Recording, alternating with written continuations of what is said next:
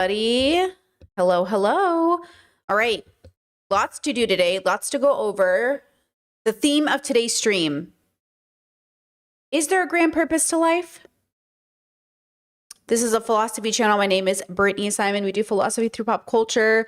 And my hope today is to avoid demonetization, but I know it's going to happen because we're going to talk about Palestine because it's very important. But two, our goal today is to ask ourselves bigger questions about existence and existing. So let me bring this up for us today. Thank you for being here. Let me show you this. So I have to mute it because of copyright. But look at this TikTok here. Oh, just kidding. I said I was going to mute it because of copyright and I'm already messed up. It says, me when I realize my life doesn't need to have some grand purpose and I can just hang out and do things I love every day instead. Sounds great. Sounds wonderful. What a vibe. Okay, so let's talk about that. Is it inherently selfish to do what you want every day? Not necessarily. If we think of selfishness as at the expense of others, you don't necessarily have to, at the expense of others, focus on the self. But like we talked about yesterday, individuality versus the collective, village versus villager, we are growing at the same time. While the village is getting better, the villagers are working on themselves. While the village is crashing, the villager is crashing. So today's focus for today's stream is for us to lock in and understand that these things are happening at the same time and is nuanced. And because we are animals on a planet, and there is no objective morality, when we call things evil or bad or wrong, what we're saying is personally, individualistically, and morally, and then ethically, we find it distasteful or incorrect. We're making a statement that is going to make people feel judged, but hopefully this channel and our community, even though there is some sort of judgment attached to our critique, we would hope that it would more or less encourage people to discern for themselves the better action to take moving forward. So what I want to do is I want to share with you, today's stream is themed for things that matter to me personally, because, you know, I try to use myself as the example in a lot of my work, so you have somebody to base the reality off of. I have very specific topics that are very, very, very important to Brittany. Very important to me. And I am constantly in a practice of radical acceptance about the fact that I share a planet with 8 billion people, that I didn't choose to be here, that I'm making the best out of this situation, and that I do have hope for the future. I'm very optimistic. And yet I still believe like we are animals on a planet. So I am energy meeting energy. I am force meeting force. I am people meeting people. So when I sit here as a queer person and I tell you like queer liberation is so deeply important to me that I just want everyone to know, no matter the consequence of the situation, that I am here and I am queer and I am proud. It means that when I see news stories like the one that just came out, an update from a case from a Texas judge that has been in the works for years, falling on the side of her right to not wed gay couples, it's a reminder that I share a planet with people, including those related to me, including those who bore me into existence, who would rather see me lose my right to exist than to engage in any disapproval from a God that they think does exist. So here I am, a tangible person, someone you can touch and feel and hold. And I am less important than an idea of a person who might be in heaven, who might be a God, who might exist, who might be sending you to heaven or hell. I am an individual who lives on a planet in which I have to engage with the fact that we are just animals on a planet, but we have a lot of consequence to existing. There's a lot of unnecessary pain that exists because of us, and I would call that evil.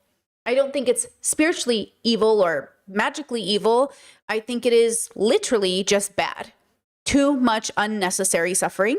So we want to learn to suffer wisely. So check out this update on this case, and we'll start here with this discussion about, is there a grand purpose to life? And if you had one, what would it be for you? For me, it's about philosophical joy and giving people tools to live a better life. That's my grand purpose. Pretty basic, but I think it's really important. And it's because of situations like this that makes me want to stand up and remind people every day that you were born free and you deserve to live free.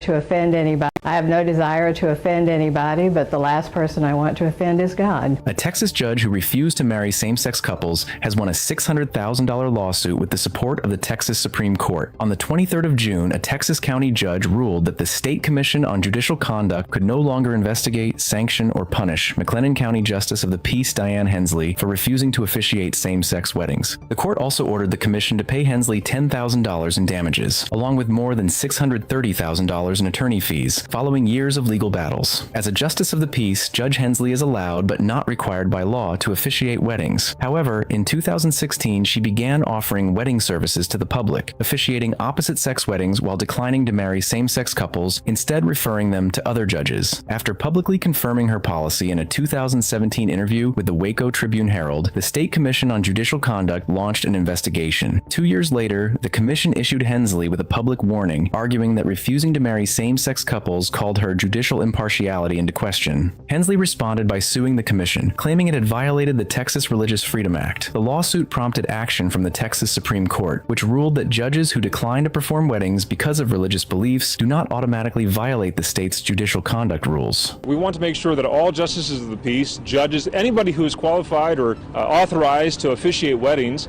if they have a religious conviction against performing certain weddings, that they be given that accommodation. But Hensley's challenge to same-sex marriage doesn't stop there. In December, Hensley also asked a federal court to overturn same-sex marriage across the United States, arguing that the decision should have been left to individual states rather than being decided by the Supreme Court. But the ruling could have consequences far beyond her own case, potentially paving the way for more judges to refuse same-sex weddings and strengthening efforts to overturn marriage equality across the U.S. I have noticed. So please know that her logic was, first, this is about me, my personal relationship with God. She said it didn't impact my, my job or my judgment as a judge. And then it was like, oh, but can we also make gay marriage illegal? So again, what is the grand purpose of your life? I do believe it is subjective. And the grand purpose of my life is to curate meaning for myself and those around me, to give people hope, to remind people that you get to live and die how you want, to give people the reminder that we are the cause of all the suffering in the world that is human made. And then on top of that, we have to deal with the earth itself and the destruction that comes from her, like tsunamis and tornadoes and death of animal life and non-human animal life. And we have to contend as the adults in the room that there is so much more we could be doing. If we just did a little bit less bad, it would make a big difference. I think sometimes because the road to hell is paved with good intentions, I think people like her believe she has really good intentions. If I could say anything about my religious parents, is I think they have the best intentions in the whole world. I think they deeply, deeply believe they are saving people and helping people. And I want to relate this today as we go through these stories to the worry about Ariana Grande's health, to why things like fatphobia become rampant, to, this fake and faux concern for Black people in America. I'm going to connect it all today, including Palestine. But the goal today is to remind us that a lot of us have very good intentions, and a lot of our intentions are truly, truly not helping. So the first and most important part to, I think, becoming a more introspective person is to really ask yourself, is the good I want for myself healthy and joyful? And then to extrospect, is the good I want for the world healthy and joyful? And then what does that look like? Because often good intentions look like control. It looks like I want to be able to stop you from harming yourself versus giving you another option. So my belief today that I am using to guide us through today's stream is that I think my responsibility as the adult in the room is not to control you, but to give you an option for a better choice. So I often see adults, especially parents as an example, teachers, people in power, they tend to give kids or people in their care less choices. And to them, that means like they'll have safer options. Like an example could be like Christian parents who say their kids don't need sex education, birth control, or any vaccinations because they're not going to be engaging in sex. Only then to, with their good intentions of keeping their kids away from sex at a young age, ends up creating a circumstance in which those children, either at a young age or even an older age, engage in situations in which all of that knowledge would have been very helpful. So they gave their kids less choices with good intentions, but it ended up giving them less choices to help them in situations that were difficult. With Ariana Grande, we'll go through this later. We see this with this idea of, wanting to help her because you're so afraid she's going to die, but all you're doing is controlling her, trapping her, caging her. You're not actually giving her a choice. And then on top of this, we forget, because we are animals on a planet, like, you have the right to live and die how you want. And that includes smoking yourself into lung cancer, eating your way into a heart attack. That includes walking or running too much, going to the gym, taking steroids, engaging in promiscuous sex, engaging in like awful behavior with other people who do awful things. Like, you're allowed to live and die how you want. And I think sometimes in order to feel like we have a say in people's lives, we control them. Like a helicopter parent who is so afraid their kid is going to hurt themselves, they just like keep them in the house and don't let them go outside. And I understand that you're having these feelings. I recommend that you sit with them and educate yourself and sort of give them to the universe, because ultimately you wanting to control somebody is never the answer, right? Okay, so, and if you have any comments or questions, you can let me know. I'll give you an example that I think coincides with, if you can't control people, how do you then speak your mind for what you think is wrong? So recently, Conor McGregor found liable for sexual assault, went on the Jimmy Fallon show. One man, 5 years out of the game, and I'm back. I'm excited to get back. So in case you missed the story, we covered it when it happened. To have assault. Former MMA champion Conor McGregor has been found to have assaulted a woman in a civil court case in Dublin. Holding back tears outside court, Nikita Hand, who accused him of rape, said it showed justice will be served no matter who the person is. McGregor has been ordered to pay her the equivalent of £200,000 in compensation. Well, correspondent John Ray is here. And John, this has been a very high-profile case, hasn't it? It has. It is a case that has gripped Ireland and beyond. And late this afternoon, Conor McGregor, who was once reckoned to be the best paid athlete in the world, he left the Dublin court to a media scrum after being judged by a jury to have viciously assaulted a young woman in a hotel room at a Christmas party almost 6 years ago. Now, McGregor, who is a huge star in the world of mixed martial arts, he insists that the sex that night was consensual, but his victim, Nikita Hand, she described in court a brutal attack, that he'd choked her, that he'd raped her, that she thought that she was going to die. And after her victory, she dedicated it to her daughter, Freya. This is what she said. I want to show Freya and every other girl and boy that you can stand up for yourself if something happens to you, no matter who the person is, and justice will be served. To all the victims of sexual assault, I hope my story is a reminder that no matter how afraid you might be, speak up, you have a voice, and keep on fighting for justice. Now, worth noting, this was a civil case with a lower standard of proof, and that's because Ireland's Director of Public Prosecutions decided not to bring any criminal case in this instance, and that will resonate, of course, here in the UK, where the vast majority of rape complaints don't get anywhere near a court. I want you to just understand that she was on her period and was wearing a tampon, and he raped her so viciously that the tampon was so lodged inside of her, she had to get surgery to remove it. That's the consensual sex he says happened.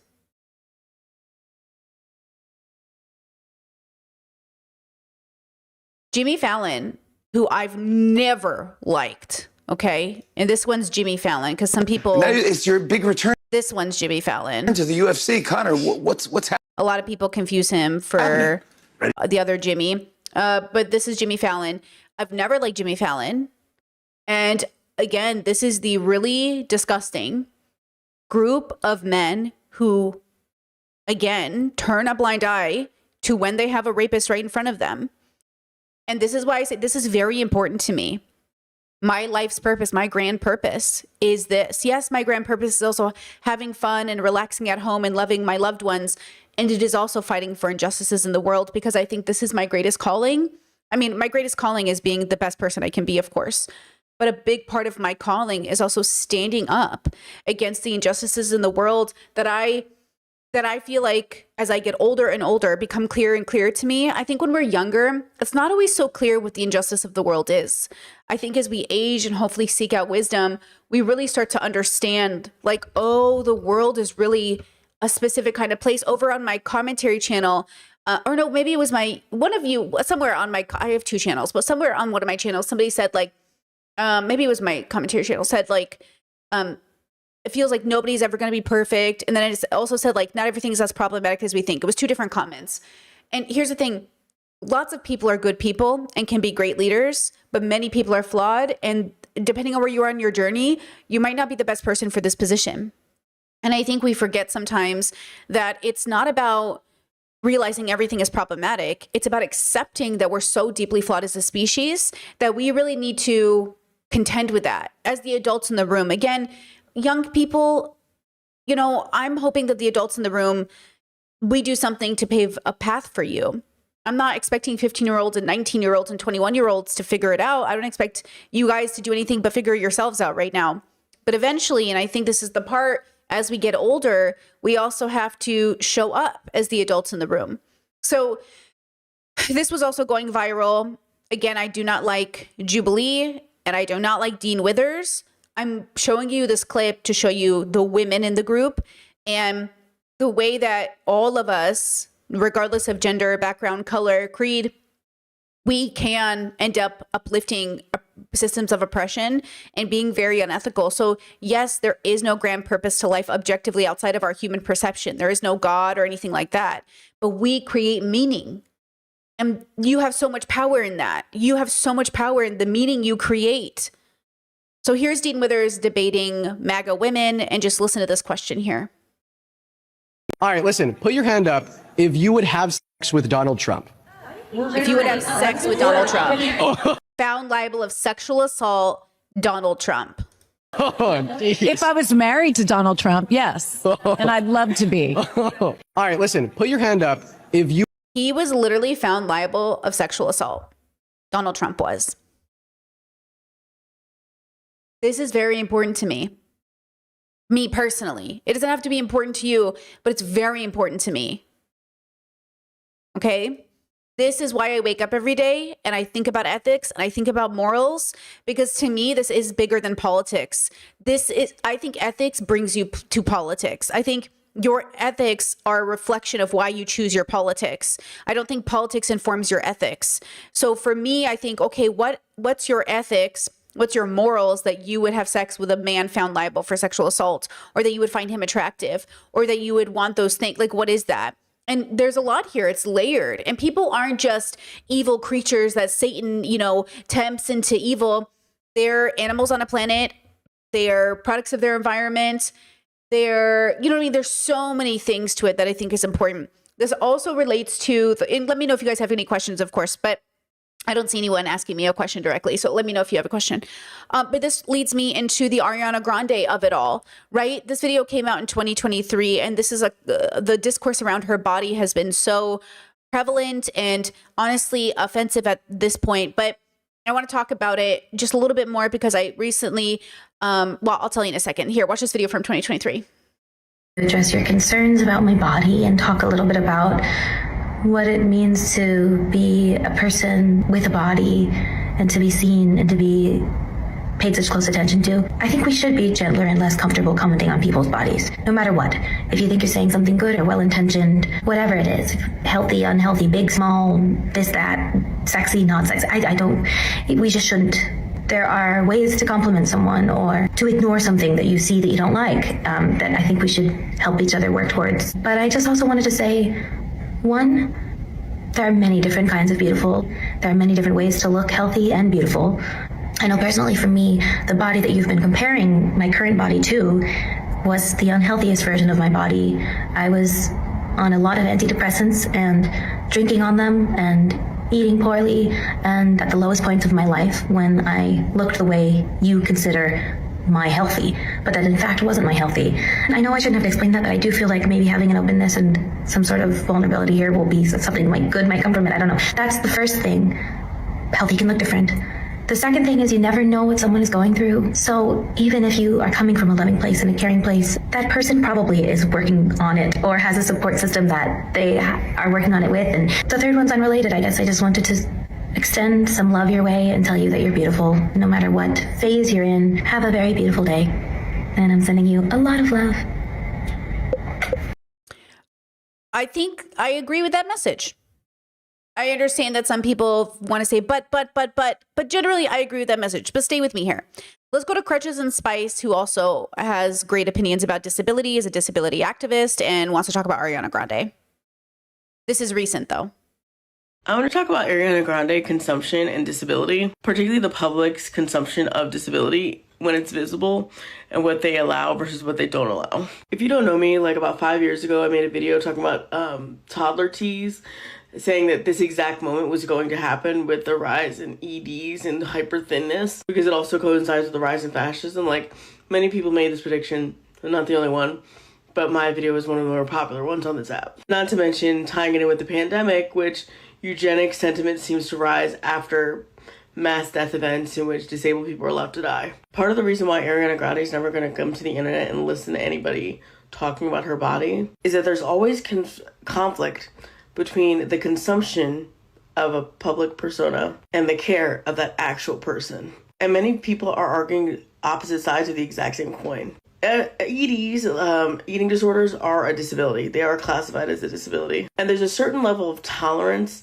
that the public will allow in terms of consuming visibility from a disabled person. That includes positive sentiment, working to overcome your disability, and self-employment, and general cuteness of the disability. And, of course, talent. Outside of that, there's very little tolerance from the public to consume stories, personas with disabilities. And in particular, once a disabled person's disability becomes overwhelming above all of those things, they will cease to tolerate consumption of that person, as is the case with a lot of these hyper thin celebrities. And part of the reason why a lot of these stars, a lot of these people never listen to the public when they hear talks about eating disorders and what they want health to look like, per se, is that the public lets that person know that their need to consume that person outweighs the actual health and care of that person. Because in general, the public tries to separate out their consumption of a person from the care from for that person. But in reality, from the other side of that, it likely feels like the exact same thing. And it doesn't just apply to somebody like Ariana Grande. When anybody has the propensity to be famous, that barrier will always be there. Eugenia Cooney is another example of this. Because discourse is one thing, having people that genuinely care about that person is another. And they will never feel like you care at the same time you have this relationship to them, which is your own consumption. I think there's so much here that's so important. And I think we see it on display later in Ariana's life when in 2024, she did this interview also about her body during the Wicked tour. And I just want to say, again, this is so important to me because I'm newly disabled. I'm a few years into my disability journey, and we can all end up disabled one day. You just never know when you'll be disabled. Most of us grow old and become disabled. I became disabled a few years ago. And it changed my life. It changed everything I was able to do. It changed my ability to go outside and be able to do anything that used to be normal to me. Everything. I mean, I'm in some ways so grateful that I did so much in my earlier years. So now being disabled, in some ways, I'm privileged enough to say that I don't really feel like I'm missing out too much. But I think nothing shocks me more than realizing I'm disabled than when people question how much I go outside, or if I've taken time to go do something, or, oh, do you spend all your time inside? It's like, you don't understand that, like, I was debating if I should take off work because I needed to go to the post office to mail postcards. And I was like, can I go to the post office and go to work? Like, that is new to me. I used to be able to wake up in the morning, go get my hair done, go to the post office, run an errand at Walmart, come home and stream, later on party with my friends. Like, I used to be able to do like 72 things in a day. And now I have to pick and choose, like, and then it's like, oh, well, why don't you go outside more? It's like, okay, well, fine, I won't go outside. And then I'll have my partner go do it so I don't have to do it. But then I never leave the house. Like, and then all of a sudden I'm cooped up all the time. You know what I mean? Like, there's just so much here that I think is important. You know what I mean? Just as if you're autistic, you've been disabled your whole life. Yes, I understand that. That's a little hurtful to bring up right now, given that I think that's a little hurtful. I find that to be hurtful. Because I didn't know I was disabled. Like, I think it's different when you realize it. Your whole shift of your perception of self changes. So I hear you, but it sounds a little hurtful when if you're talking about me. I don't know if you are. I am like diagnosed autistic, and I see how my life, I've been disabled my whole life, but it never really made me realize I was disabled chronically until a few years ago. That's what I mean. My fibromyalgia is what I'm talking about. I'm not talking about my autism. The disability I feel from being physically disabled because of fibromyalgia is the most impactful form of disability that I suffer from. And it does force a lot of people to judge, like, oh, you don't, like, there's a lot of judgment around never leaving the house that I think a lot of us experience, even if you're autistic or neurodivergent or something else. But just to be clear, that really distracted me. I know you didn't mean it in an offensive way. It just sounded dismissive, so it kind of distracted my brain.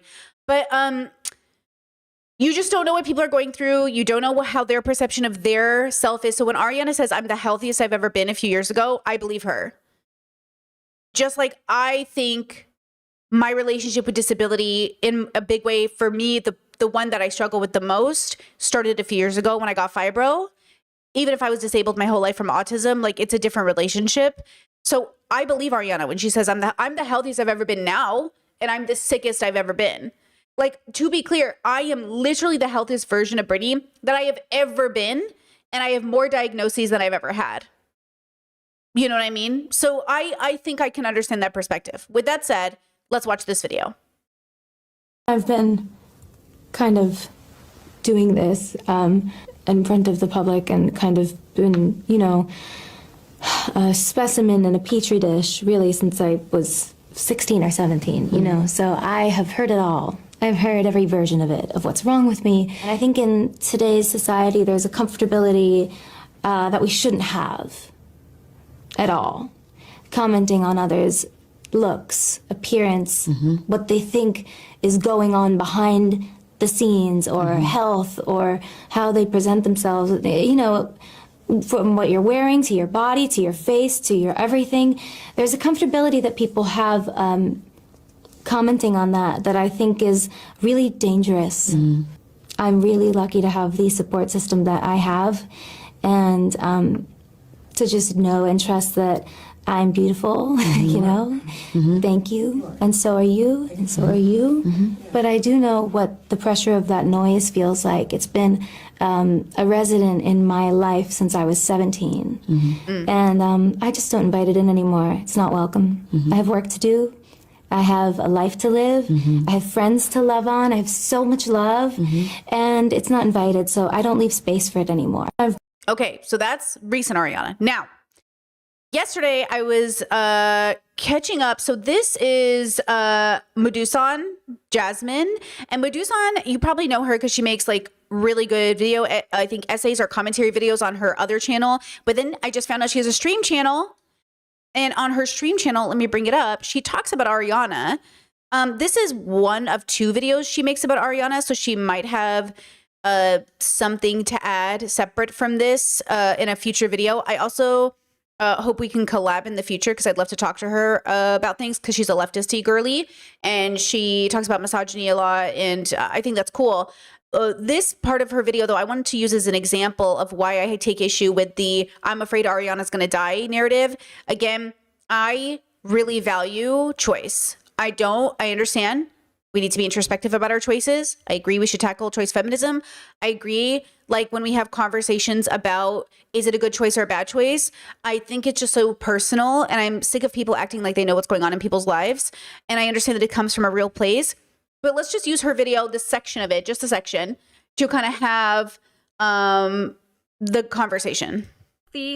But the current version of her, and I'm not being dramatic in saying this, I mean, I've thought about it and I'm like, am I being dramatic about this? And I really don't think I am. The current version of her looks like she's about to die. And I don't like the way that she put this video out there, because her fans continuously use it as a way to be like, stop talking about her body. She said that she's healthier than she was before, so just take what she says and go. And like, I can't at a certain point, because she fucking looks like she's about to die. 2 things. The video that I think they're using to have this conversation is the one that I showed you from 3 years ago. So I think we should think about the timeline. She might feel differently now. the other video I showed you that was more recent from 2024, she also said like she's not listening anymore because I do think Ariana shouldn't. I don't think Ariana Grande should consider what anyone on the internet thinks about her because she's too famous. And these people are not her friends. What Jasmine is saying in this video is that she wants to just talk about it with her community, not specifically for Ariana. So that's valid. But how we talk about it matters. I would be mortified if people were making these videos about me. Just point blank. Absolutely fucking mortified. Like, be empathetic for just a second and put yourself in Ariana's shoes. Would you like it if somebody made a ton of fucking videos saying, I am terrified for you, that you're gonna die? Like, would this help you? That's what I want to know. Because it would not help me. I'm telling you right now, this would be my nightmare. Please mind your business. I've already had people on the internet, make videos about me that I felt like were so inappropriate. And at the same time, like, I just know that they're not serious. So I don't take them seriously. But imagine if you were getting thousands of videos, seeing your body edited on thumbnails all the time, seeing your body put on display. Like, okay, just think about that. Would that help you? The other thing people will keep bringing up. And by the way, if you think it would help you, that's okay. I want to relate this to fat phobia as well, because a lot of fat people will say, oh, it really helped me when people bullied me about being fat. I really liked it when people told me I was ugly because I was fat. It really helped me get skinny again. So be careful about this idea of like, I think it would help me. Up is Chadwick Boseman and how people made fun of Chadwick Boseman for being so thin and then he died right afterward. And didn't we all feel so bad for that? When Chadwick Boseman revealed he has cancer, he opened up about how the media made fun of him day and night about being skinny with vile comments. The girl could be severely sick but trying her best. Stop assuming shit when you don't know these people behind your screen. And like, okay, yeah, people shouldn't be making fun of her. People shouldn't be making like really tasteless jokes about the way that she currently looks. But if you're comparing her to Chadwick Boseman, you are making the argument that she is currently dying. And at that point, I don't know how we just ignore that, especially. It's none of your business if people live or die. It's only your business if they're asking you for help. It's actually none of your business. And if you actually cared about people dying, you would be caring about all the unhoused people, all the people suffering in Palestine, all the people suffering around the world. But the truth is that we care more about singular Ariana Grande than we would about the unhoused population in the United States that is starving. The actress who just passed away, who played the voice of Lilo and Stitch and Chihiro from Spirited Away, she was unhoused and dying and had sepsis, and she was literally skin and bones when she died. I didn't even know this until she died. She had millions of dollars allegedly in residual checks she couldn't actually get access to because she didn't have a place of home, so she couldn't have them sent anywhere and didn't have the strength to go pick them up. So she died unhoused and skin and bones, and nobody was able to help her. So that is why I say, where is your community? Where is your group of people? Where is everyone to help you? And I say Ariana already said, she already told us she has a community. She has people in her life. I have to trust her, right? I have to trust her. So again, when we have these conversations and we're talking about concern, like Ariana might die, this also feels a little bit like when we have conversations about an assisted unaliving. Like, people have the right to die how they want. Do you go to every person smoking a cigarette and take it out of their mouth and stop it on the ground? I think people have the right to smoke and get lung cancer. I think people have the right to get lung cancer by breathing in the toxic air. People get lung cancer more when people who've never smoked a cigarette in their life will get lung cancer from just breathing the air. You know what I'm saying? Like, you act like we're not already dying. The question is, are we allowed to die quicker than planned? Or are we even making that choice in the first place? There's a lot of nuance here that I think is important. This is why I've been talking about assisted unaliving for my whole life. This is why I'm a big fan of it, because I think we have the right to live and die how we want. But just a reminder, guys, that we're all dying. Always. It's just a matter of when. So if you're deeply concerned with Ariana dying, I'm pretty sure her family is too. And the question is, are you really sending out the message you want to send out by giving this sort of like concern? You know what I mean? Like, are you doing that? I don't know. I don't really think so, but I think it's okay to say I emotionally feel this way. Like, I feel very strongly about Britney Spears. I feel very strongly about Britney Spears. I also see in many ways that the Britney I knew is gone. We saw it. The cognizance in her eyes, the Britney that I knew in interviews before the Britney, like that Britney is gone. that doesn't mean that the Britney she is today isn't just as entitled to a good life as the Britney who was before. And I want the Britney that is alive today, Britney Spears, I want her to have a good life. I do think it was wrong that she was kept in a cage by her parents. I do think they took advantage of her. I do think this industry destroys people. And my only hope for Ariana and every person in this bubble is that they somehow survive past it and find their joy. I also want to believe that Ariana, like Britney, like so many people, their genuine joy is in performance. That I don't think they could have done it unless it was. Beyonce and Taylor Swift and all these people, like Beyonce said about Britney Spears in an interview a very long time ago, they said, what do you think about Britney Spears? You know, she had really been going through it. And Beyonce said, I just think it's like really important who you have around you. I think it's just really important that you have a good team around you. Because I think Beyonce knew, you know, and not that Beyonce's team around her is always perfect, but it's really hard in this industry. It's a vicious industry. But I kind of want to believe that these individuals truly love the artistry in which they engage in. And so to take that away from Ariana is very frustrating to me, because that's basically what people are saying, is they want to deplatform her, not allow her to sing until she's healthy enough to sing. But again, that goes into ableism, because like, what if she's never healthy enough? And what if her one existence, what if the one thing keeping her alive is performing? You don't know. So here you are taking it away from her for what? And even if, God forbid, Ariana dies in front of us, it is the same rhetoric people see or say about like obese people or fat people. I don't even know if we want to use the word obese. We'll say it about fat people. Like, oh my God, they're going to die in front of us. They're going to get a heart attack. Their heart can't sustain this. They're not going to make it. And it's like, is this really the message we want to send?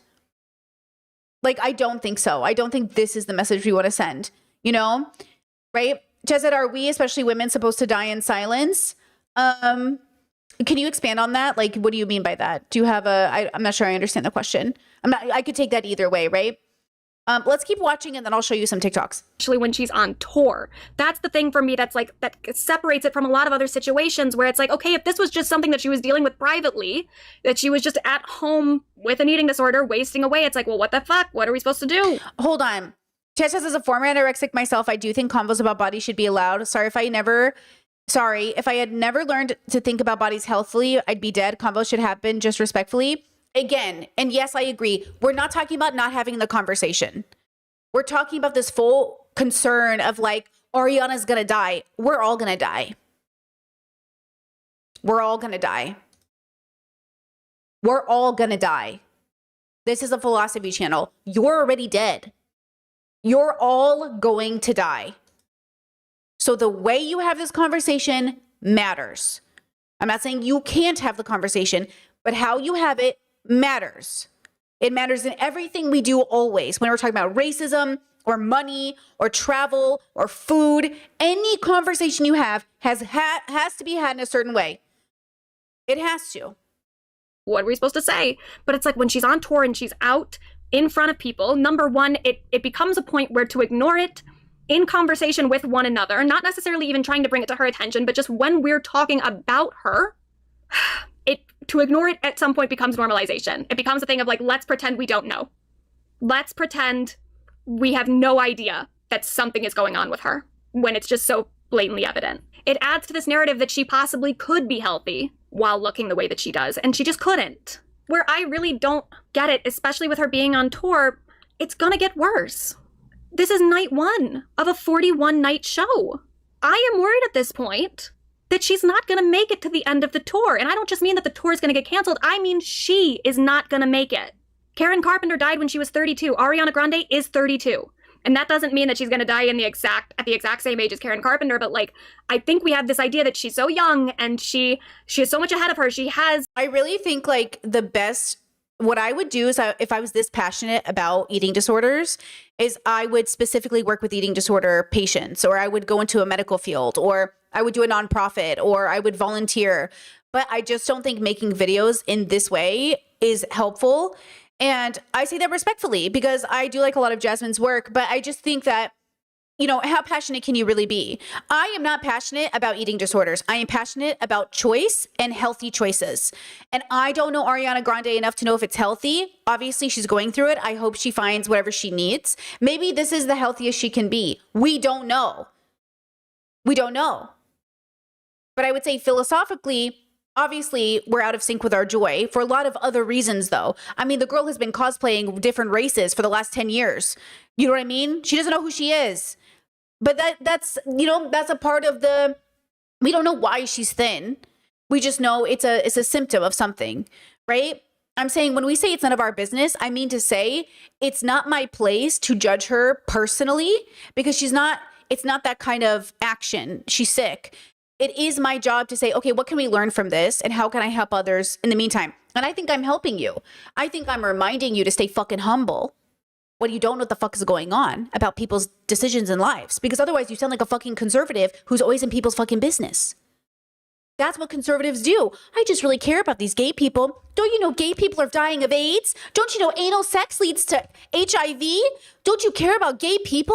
If you really cared about gay people, you would not support gay marriage because gay marriage leads to AIDS. That's what you sound like to me because that's what I heard my whole life from conservatives. Don't you care about gay people, Brittany? If you really cared about your brother, you wouldn't allow him. You wouldn't support him in dating a man because he could get AIDS, as if AIDS isn't something straight people get all the time. As if AIDS, you know what I'm saying? So like you have this, it's like this full concern.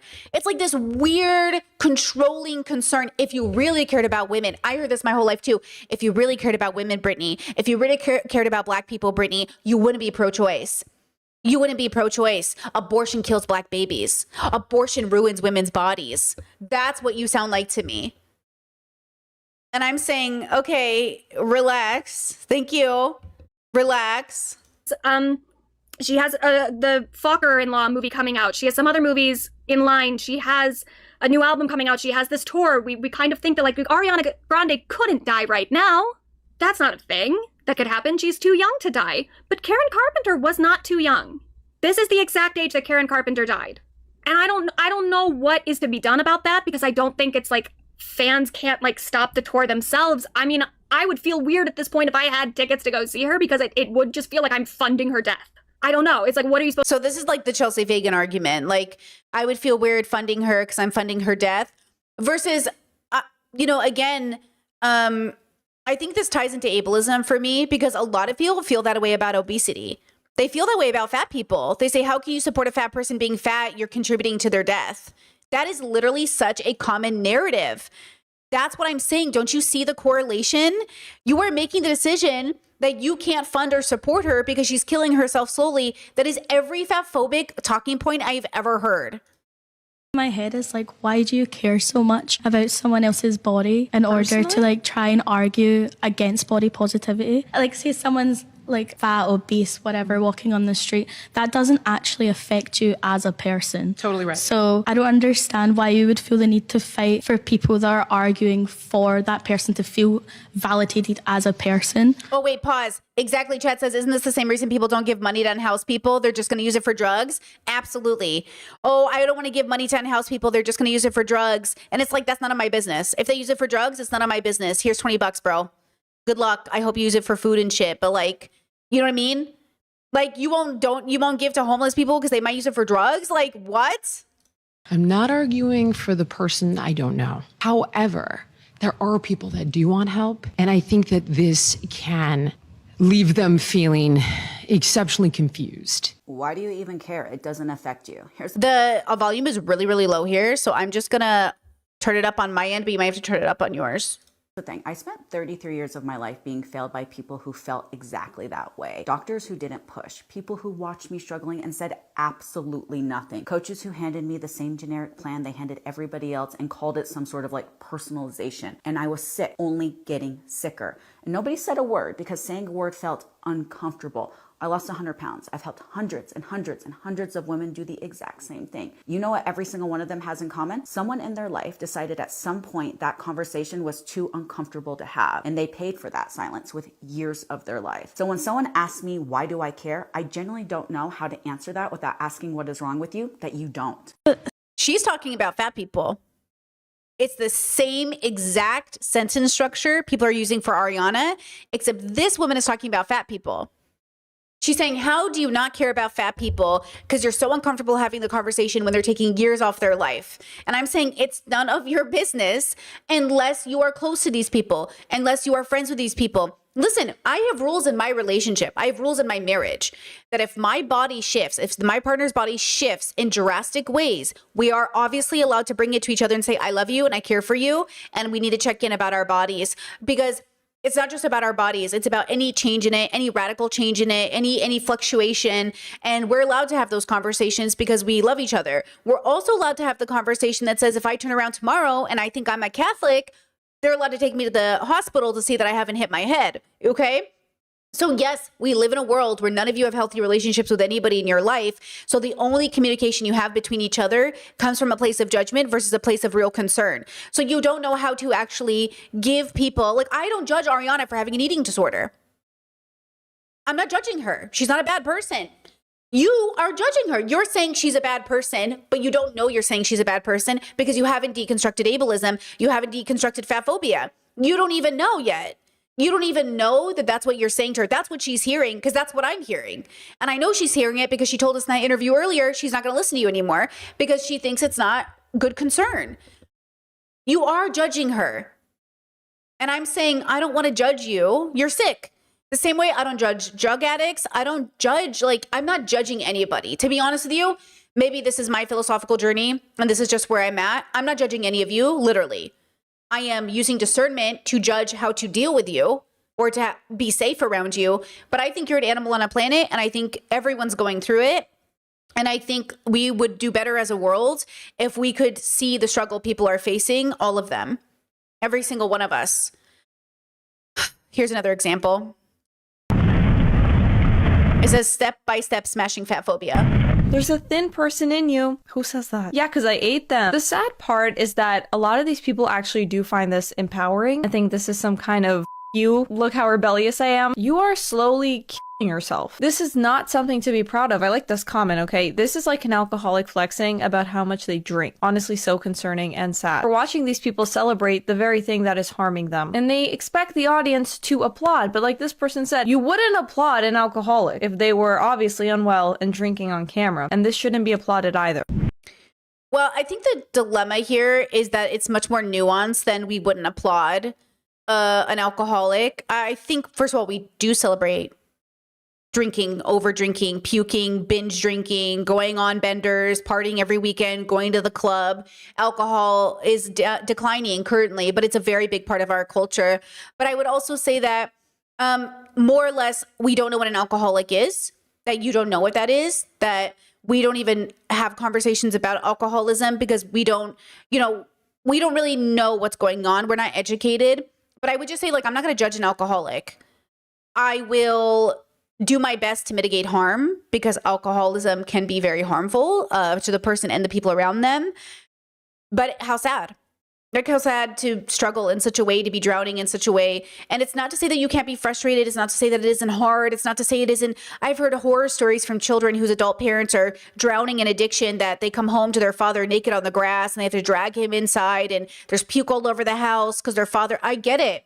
That sounds horrible. That is devastating.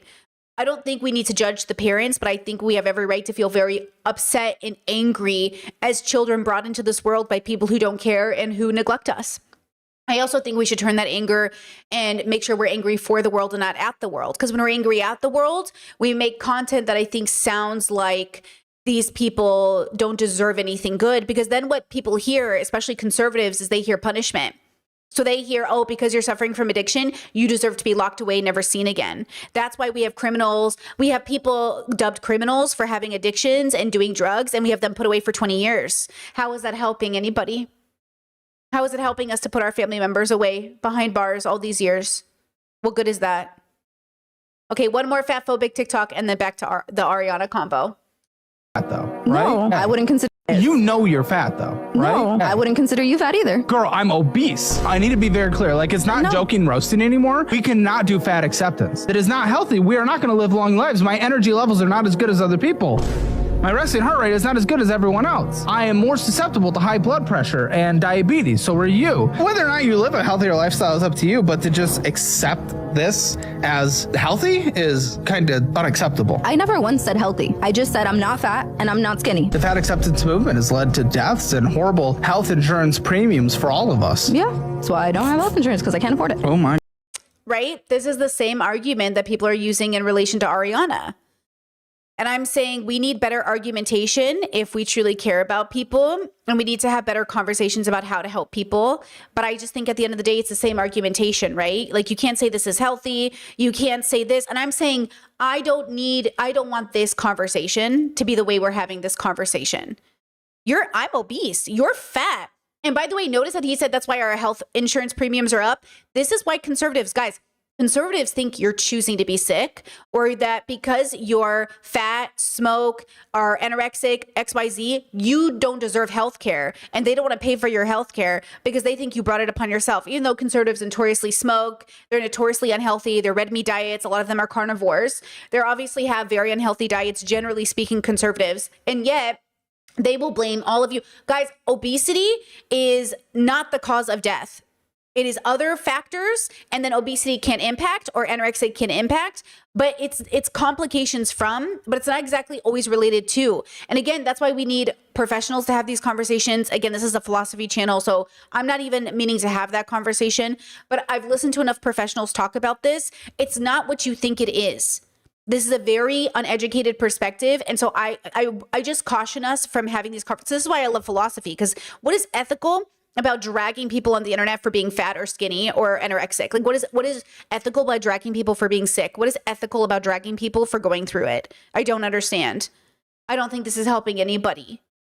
Okay. Now, if you want to have private conversations with your family and friends and say, I love you, I see that you're suffering, what can I do to help your suffering? That is a different conversation than, I'm so worried she's going to die. Girl, go worry about your family and friends, because they're also on the verge of death. The same people that are so worried about Ariana, I hate to tell you this, at least one of your friends is thinking about committing suicide right now. And you're probably missing it. Somebody in your life is suffering from an eating disorder, and you're probably missing it because you're so busy. That's what I'm saying. Ariana has her group of people. I'm concerned for the people in my life. So this is how I treat the people in my life. I reach out. I say, hey, how are you doing? If I know someone's going through it, I text on occasion, go, hey, just wanted to check in, remind you that I'm thinking about you, love you. Call me if you need anything. You check in with people, because the people in our life, they're going through it. And so that's my top concern. The people in my direct circle and the people here on the stream. Your life is hard enough. You do not need one more thing to worry about, including a TikTok where you see somebody in a similar physical form than you being dragged on the internet for, quote, being sick. Okay? Or, quote, making the choice to be sick, I should say. Okay, I wouldn't want to see that. And I'm assuming you don't want to see that either. But I do say this knowing that I think Jasmine and other people have good intentions, but the road to hell is paved in those good intentions. Supposed to do. Even if you try to, I don't think you can even get refunds for the tickets, but even if you could, they'd just be bought by somebody else because she's Ariana Grande. She's the biggest artist in the world. Like, not the biggest, but one of the biggest. The seats are going to get filled by someone. What are we supposed to do? There's nothing that we as fans can do, but it still just feels so gross to watch this when she so clearly needs help.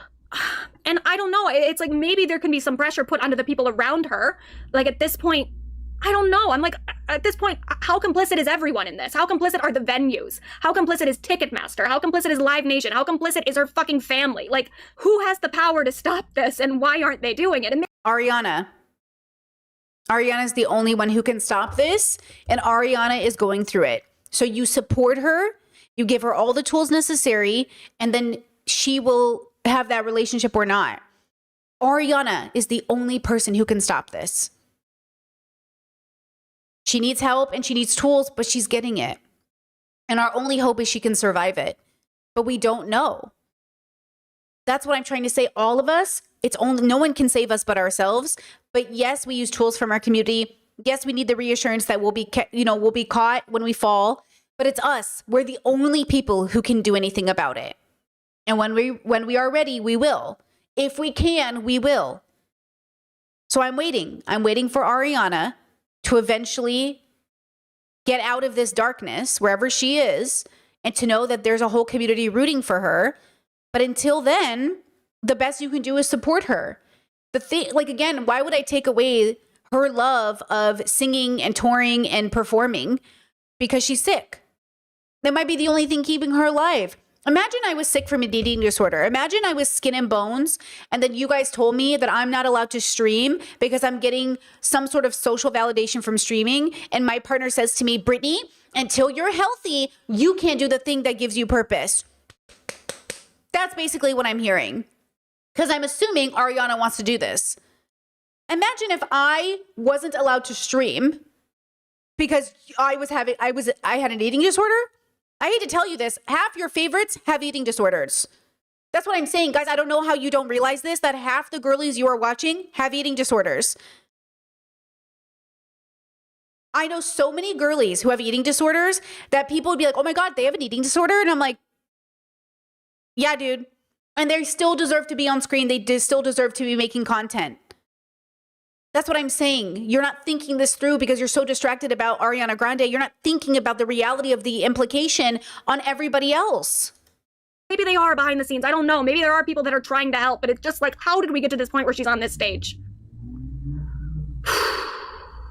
I don't know. I agree with this person. They said not to add to the discourse, but do Ariana Grande stands who defend her weight understand it doesn't come from shaming, it comes from concern. Regardless if it's an ED, chronic illness, etc., there is no way that low of a weight is healthy on her heart. I'm really concerned for her. I understand being defensive about claiming she has an ED when none of us know her, but what many of you fail to realize is regardless of what it is going on, being that low of a weight is not sustainable long term. Her heart can and will give out and stop. Being that size is not good for you. Being that fat is not good for your heart. If you stay fat, your heart will stop working. That's exactly what you all sound like. And I'm saying it's none of our business how people are struggling.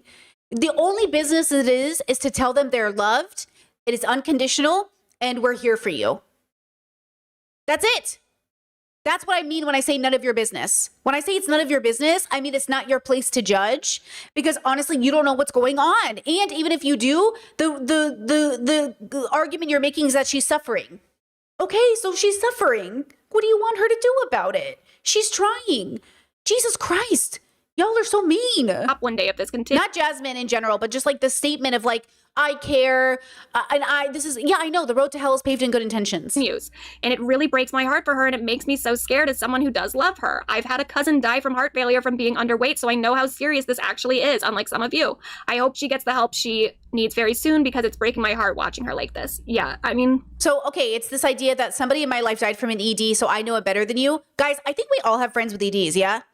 I've had friends with EDs my whole life. I have dealt with people with eating disorders my whole life. Is this new to you? I do not believe you do not have a friend who has an eating disorder. I don't believe you.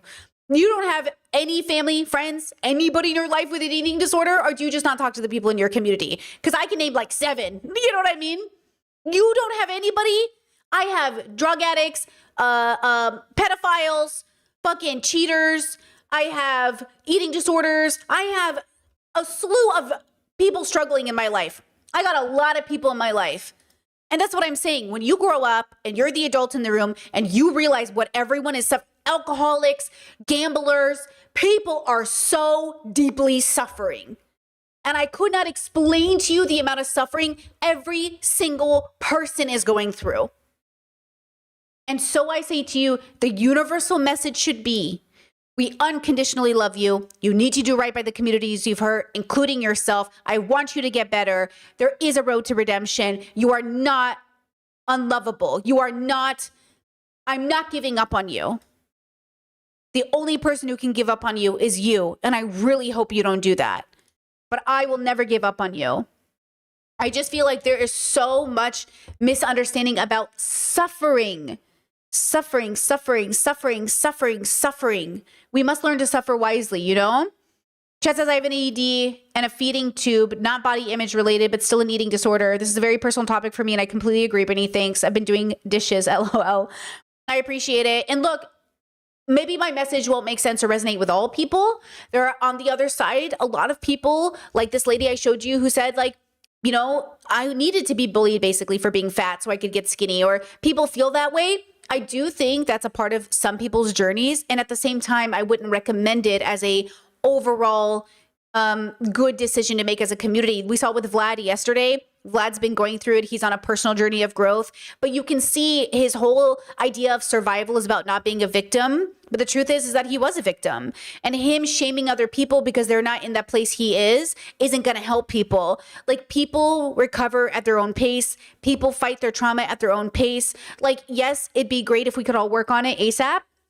And also, it's a struggle because we're all so, as the village changes and grows, the humans change and grow, but we're struggling, guys, against our obligation as a community member and our obligation to self. And then on top of that, there's no inherent meaning. There is no grand purpose to your life. You're a making meaning machine. So you must make meaning.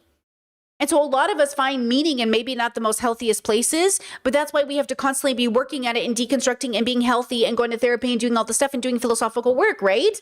So again, my hope for you, the hope for the work that I do is to encourage us all towards a future in which we can truly become healthier, philosophical people, well understanding that it won't happen overnight and it's not going to happen with the mob yelling at you. I'll share some tidbit. This might be triggering for some people. So just, okay, I am autistic.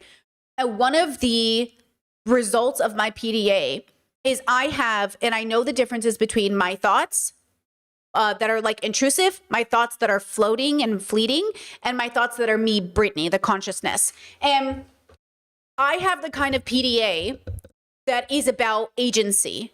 So when you because that's what it is, a pervasive drive for autonomy, right? PDA. When you tell me, when I hear Chelsea Fagan or I hear people say that Ariana shouldn't be skinny and that she shouldn't starve herself, the first thought that pops into my autistic brain is, I'm going to starve myself. I'm not going to starve myself.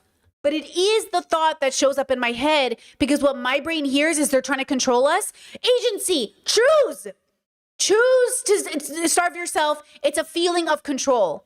My brain, all of my life, I self-harmed to feel in control.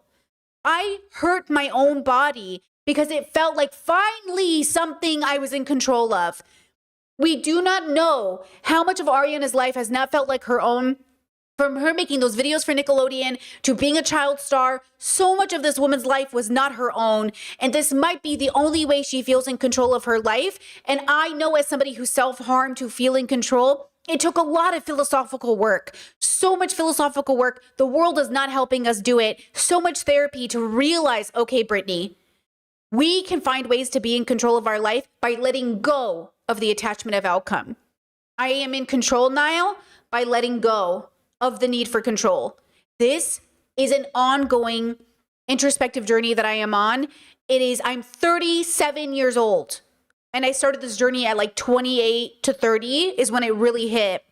It takes a very long time to recognize. Same thing when you see horrible things happening in the universe. My therapist, I was like, I can't control the world. The world's a horrible place. People are dying. I don't know what to do. And she just said, stop. Who said you were supposed to be able to control all of this? And I was like, I kind of feel like the whole world kept telling my generation, do something, do something. And here we are trying to do something and nothing's happening. Same thing with everything else happening in the world. Because of the way the world is, guys, sometimes when I watch the news, my brain goes, hey, at least you could always kill yourself. Hey, you can't do anything much, but at least you could hurt yourself. And I go, yeah, at least I could hurt myself. And I go, ooh. Because that is my brain's way of seeking a type of control that doesn't make me feel like I'm drowning from the suffering of the world. So this is the tool that I utilized. I practiced philosophy. I did a lot of meditating. I consistently do it now. We're not in control of the world. We're only in control of ourselves. You have to let people make their own decisions. You have to accept people will die. You have to accept the world will be cruel. And then you have to do something about it. There is no grand purpose to your life until you make meaning. And when you make meaning, it must be a meaning you're not attached to. So if you say the grand purpose of my life is X, but as you grow, you want it to be Y, change it to Y. Allow yourself to change. Allow yourself to grow and allow yourself to let go of the things you cannot control. You cannot control whether Ariana Grande lives or dies. But you can control how you react to it. You can control the message you send out to your audience, and you can control the hand you give out to others, the hand you extend to others in your direct community, and especially the hand you reach out to yourself. Because remember not to lose yourself while you're trying to save other people. Okay? You also need to give it to yourself. You also need to look in the mirror and love yourself. You also need to remind yourself that it's okay to have thoughts that say, man, I wish I was XYZ. I wish I looked different. I wish I did all these things. And then to remind yourself that you're loved the way you are.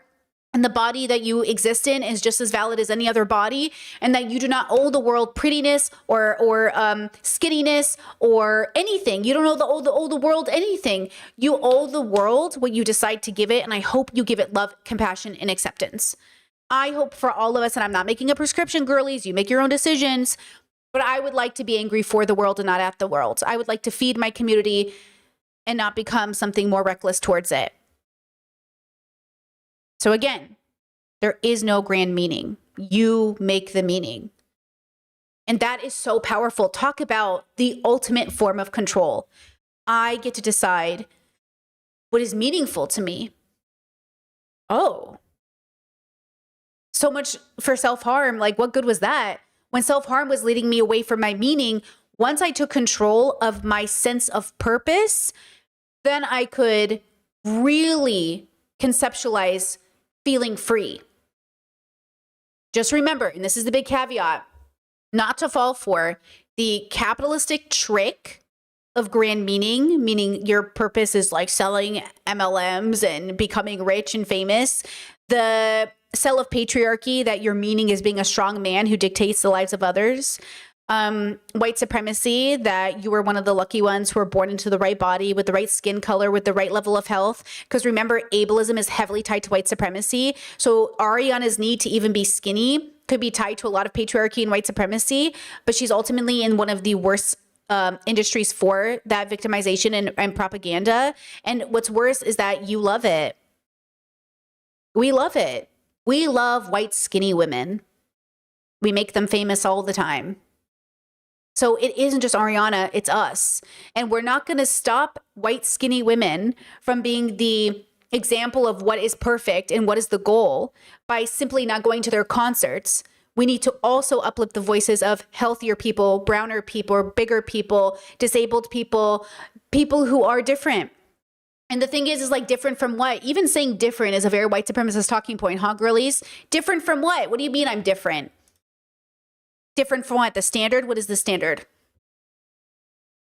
Okay? So look, even I will grow with my language, you'll grow with yours. But the best form of control you can take is letting go of the need to control everything and making sure that you are in control of the one thing you actually have a say in, which is your life, your choices, your relationship with existence.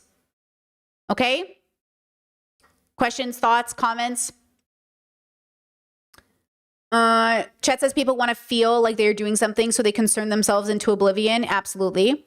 Absolutely. Controlling other bodies is doing the eating disordered behavior for them. Ooh, so true. So true. Chet says it took me 2 years to recover from my eating disorder that started from a lack of money and turned into a phobia of getting sick from food. I didn't have a support system in place that could help me. Wow. That's honestly, thank you for sharing. Another very important perspective on eating disorders, because I know a lot of people, when talking about Ariana, kept relating it specifically to like being skinny and being giving into patriarchy. But we forget that often a lot of our suffering also comes from our circumstances. Somebody in the family dies and we can't eat. We don't have the money to eat. We go through a sexual assault or something like that. I think there was one time in my life I had been assaulted. I lost a significant amount of weight, and I was going through a lot of changes. One, I didn't have the money to feed myself. And two, I barely had the money to get out of bed and work. And even though it looked like everything was fine on the outside, I think people knew. They would ask me like, hey, are you okay, dude? But the thing is like, even though people were concerned about me, the truth was like, I couldn't talk about it for like 8 years. You know, and that's the other part of it. You can't force people to talk about their stuff. And over the years, people would say, Brittany, just tell me, have you gone through this? Are you going through it? And I'd be like, bro, leave me alone, bro. So listen, the concern you have for people, the way you express it matters. You can't push people into a corner and be like, tell me, were you raped? Like, that's not going to help people. And I know people don't mean to do it because I know they have good intentions, but that's what you sound like. It's like you're trying to push Ariana into a corner and say like, do you have an eating disorder? It's like, bro, that's not helpful. Let people come to you at their own pace. Just remind them that you're available and open and here for them.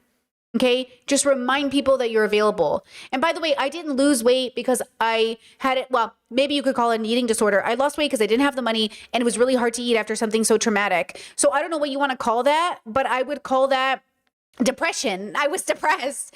And I don't know if it's like scientifically or legally or medically called an eating disorder. But again, even the way you guys talk about eating disorders makes me think I never had one because the way people talk about it. Same thing with depression. When people talk about depression, it's like, oh, I've never had that. But it doesn't always look the same way. So I don't know what any of these things are really labeled as, but we're all going through something. I don't know what you want to call it, but all of us are suffering. So it's up to that person to find the right words that matches their experience, to express their trauma, to express their healing, and hopefully we all end up in a better place. You know? Hopefully we all get to a better place where we're healthier and joyful. And when I say healthy, girlies, pause. When I say healthy, I do not mean your body. When I say healthy, I am talking about your mental health, girlies. I'm talking about centering yourself in groundedness. When I say healthy, I mean saying you're healthy while you have cancer. I'm saying I'm healthy while I have an eating disorder. I'm saying healthy while XYZ. Because healthy to me is about understanding exactly what you're suffering from and being able to live in the most present and then do something about it. Because again, healthy isn't just when you've recovered. Healthy is also acknowledging and getting to a better place. Okay? Okay? I'm a very healthy person and I'm disabled. And those two things can exist at the same time.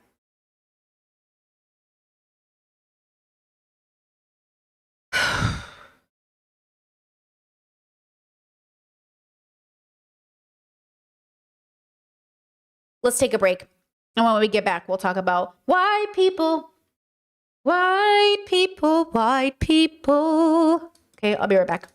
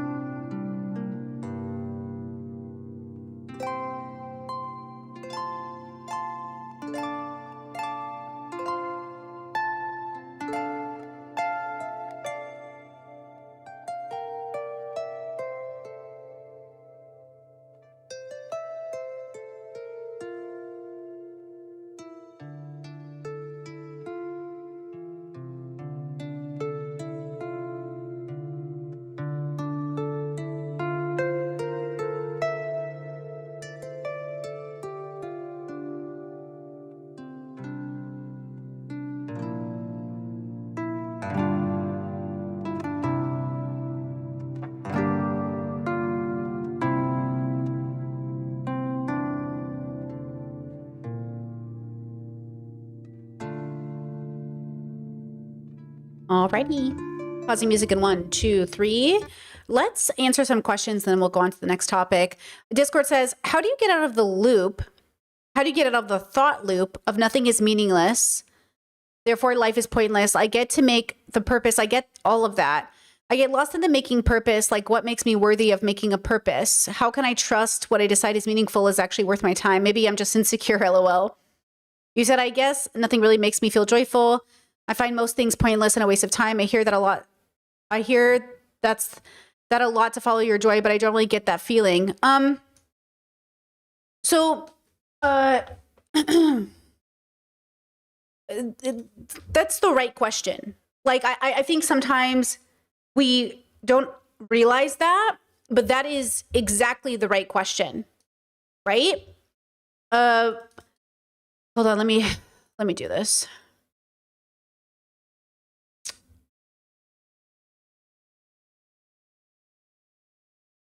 Okay, so when I think about my levels, and I'm trying to figure out how to make a video about it. When I talk about my levels, and we all live on planet Earth, okay? And within planet Earth, there's these 3 levels, okay? And there's 2 C's, 2 B's, and 2 A's, okay? To be reductive, we all fall into 3 categories, unless we don't, where 2 C's think their whole universe and the meaning of their purpose exists in their neighborhoods. Let's do this. Okay, neighborhoods.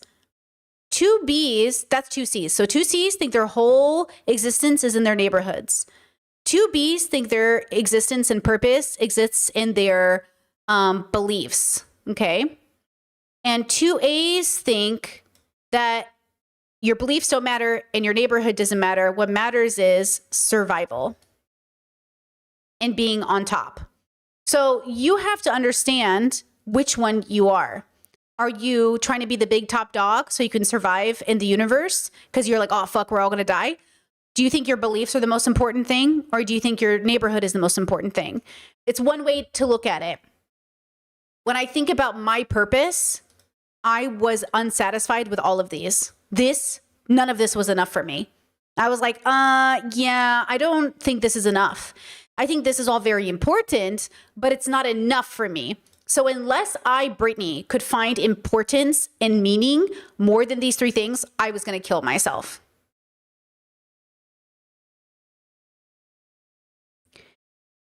So I said, okay, what if though, hear me out, there's something more? More is interesting because more indicates that the moreness exists outside of this option, even though we physically only live on planet Earth. So how could there be something more outside of planet Earth that isn't God, isn't magic, and doesn't require me to become a conspiracy theorist? What is the more that is grounded in the most real and allows me to liberate myself from the confines of this limited thinking? Even though this is very fulfilling thinking for a lot of people, it is unsatisfactory to somebody like me with my brain. I am unsatisfied with your answer. Okay? When people say, oh my God, just go protest. Okay, but then what? Okay, well, live your best life and fall in love. Okay, but then what? Okay, well, just like, make as much money as possible. Okay, but then like what else? And it's like, well, what else is there? There better be more. There better be more. There better be more. Because if there isn't more, like what? Now that's just my brain. You might not be in that category of person, right? But if all of that seems meaningless, then the next step for me was to go, okay, what more is there? And what I discovered, what I think is the most true, is that the more is in the radical acceptance that we are on a floating rock in space and that we are people of a biological predisposition that exist in this ecosystem, same as any other living creature. And that made me go, oh, if I just simply exist and my sense of meaning isn't tied to surviving, isn't tied to my beliefs, and isn't tied to my neighborhood, then my sense of purpose exist in radically accepting and letting go of this idea that I needed some grand purpose that was separate from myself, but rather was in relationship to myself and others. So now the more is a deeper relationship with me and everything outside of myself. And so now it becomes, that's a sideways figure eight. Whoops. But it's like a figure eight almost. I'm trying to do like hold on. Why can't I figure this out? There we go. So now I'm in symbiosis. Now it's positive symbiosis. I'm like, oh, I got it, bro. Before it was like, here's Earth. And it was like me going like, I guess I'll just put everything I have into other people. And I was like, oh, this is horrible. I'm going to switch it around. I'm going to take everything from everybody else. Ugh, miserable. I'm miserable. And then I realized like, oh, I need to give and take. It's a give and take relationship, stupid, of course. But it's not a give and take with my neighborhood. It's not a give and take with my beliefs. It's not a give and take with survival. It's a give and take with all of existence. All of existence. All of it. All of it. Everything outside of our bubbles, outside of our neighborhoods, outside of our politics, outside of it's all of it. Oh, okay. So now, and this was the biggest realization for me, because again, I kept thinking, if I could just debate my way, if I could just explain it to people, they'll change their mind. We're going to talk about this later with a video later in today's stream. If I just debated enough, the world would be better, and nothing was changing. And I was like, fuck. Why isn't it changing? Why isn't the world better? Why aren't my family less homophobic and less bigoted? What's going on? Oh, because they're tied to their beliefs and they're busy surviving. And the only thing that matters to them is in their neighborhood. And I'm over here saying, hey, come hang out with me over here with this place where there's more. But they don't see it as more. They see it as less. They literally see my more as their less. And I see their more as my less. Now, the dilemma here is, well, how do you know that they're less and you're more? Well, it's just because of how it impacts me. Now, of course, if they were to, and I do believe this is true, if they were to really introspect and deconstruct, they would also realize their more is less.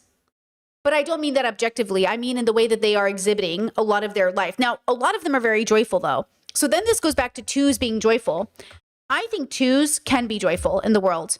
I think you can find your sense of purpose in this bubble we call Earth, and all that can matter to you is your neighborhood, your beliefs, and your survival. Okay? Now, obviously, within all these levels, these things all exist, but primarily the focus is thinking the world revolves around your neighborhood. Like, who knows what's existing outside of it, right? The people who are like, I never need to travel. I need to, the same people who live 20 minutes from the city and have no idea there are riots going on, right? These people who have beliefs who say, I don't care that people around the world live differently from me. Mine has to be the correct one. Okay. And then the people who are like, if we're all just surviving on a planet, I'm going to be the one who survives at the top. Well, everyone else, I don't care about them. It's all about me and my family. All I care about is me and my family. All of these beliefs can exist in all levels of introspection, but the primary driver is the interesting part. Primary driver plus level of introspection meets level of introspection. So my level of introspection was so deep within myself that I was like, okay, I'm still not satisfied though. So what, I made more money, and so what, I got success, and so what, I fell in love, and like, this can't be it. For some people, that's all they want. They just want to be in love, and that will solve all of their problems. They just need more money, and that will solve all their problems.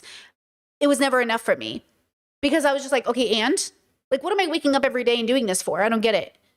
And now I realize, oh, I'm doing it because I want to, because it fulfills my joy. But more than that, it comes from my understanding that like we are just here and then we die. And it's not just nihilism. It's not nihilistic. It's not just logical. It's embodied understanding.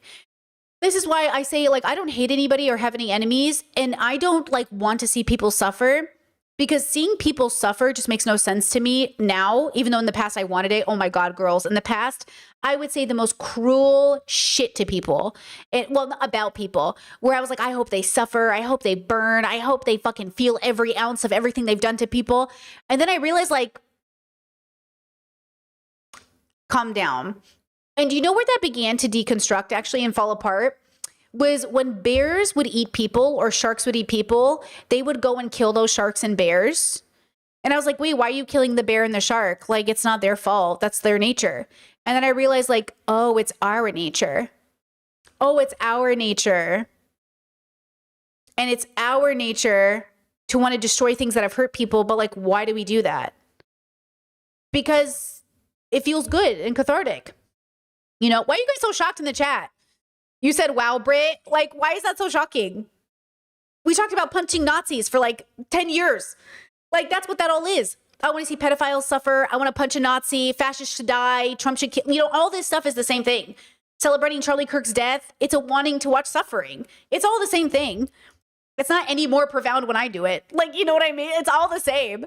Anytime we sit there and celebrate the pain of other people in any capacity, that's what that is. It's cathartic, but it's not that interesting. It's everyone's doing it. That's what I'm saying. That's why the world is the way that it is. But I don't think it's that unique. You know what I mean? But I think what's interesting is when you're like, oh, why am I doing it? I know why I was raised to do it. I know why it feels good. And it does temporarily feel good. But long term, it just doesn't. You know? Chess says, do other animals have the same concept of trust and betrayal as humans do? Many of them do. Yeah. That's why you deal with traumatized dogs. Animals, you can tell they've had a run-in with trauma and it manifests. That's why they get therapy. Yeah, they do. Yeah, a lot of them do. Yeah. So, you know, I think that's, you know. So does that answer your question? Oh, my Discord's talking about Britt Hartley. Britt Hartley was in my comment section today. I woke up to a Britt Hartley comment. I was like, love her, love Britt. She was commenting on the video with Matt Dillahunty and her. Okay, now, with this said, let me talk about this. So we had a really good discussion on Discord about the limits of people's ability to deconstruct. All of us are limited. All of us will hit a ceiling. My goal is that my ceiling, I never get to hit it until I die. That's my personal goal. So if you want to talk about goals, I have a personal goal of never hitting my deconstruction introspection ceiling. But I accept that most people will hit it pretty early in life. And that seems to be statistically also true. That there is data to show that as people age, they become more conservative. And they usually stop engaging and introspecting. We've seen this with a lot of the people, even on the left, who you can see where they stopped. I'm like, oh, there it is. And that's why I look at those people and I say, okay, that's what I don't want to do. How do I not do that?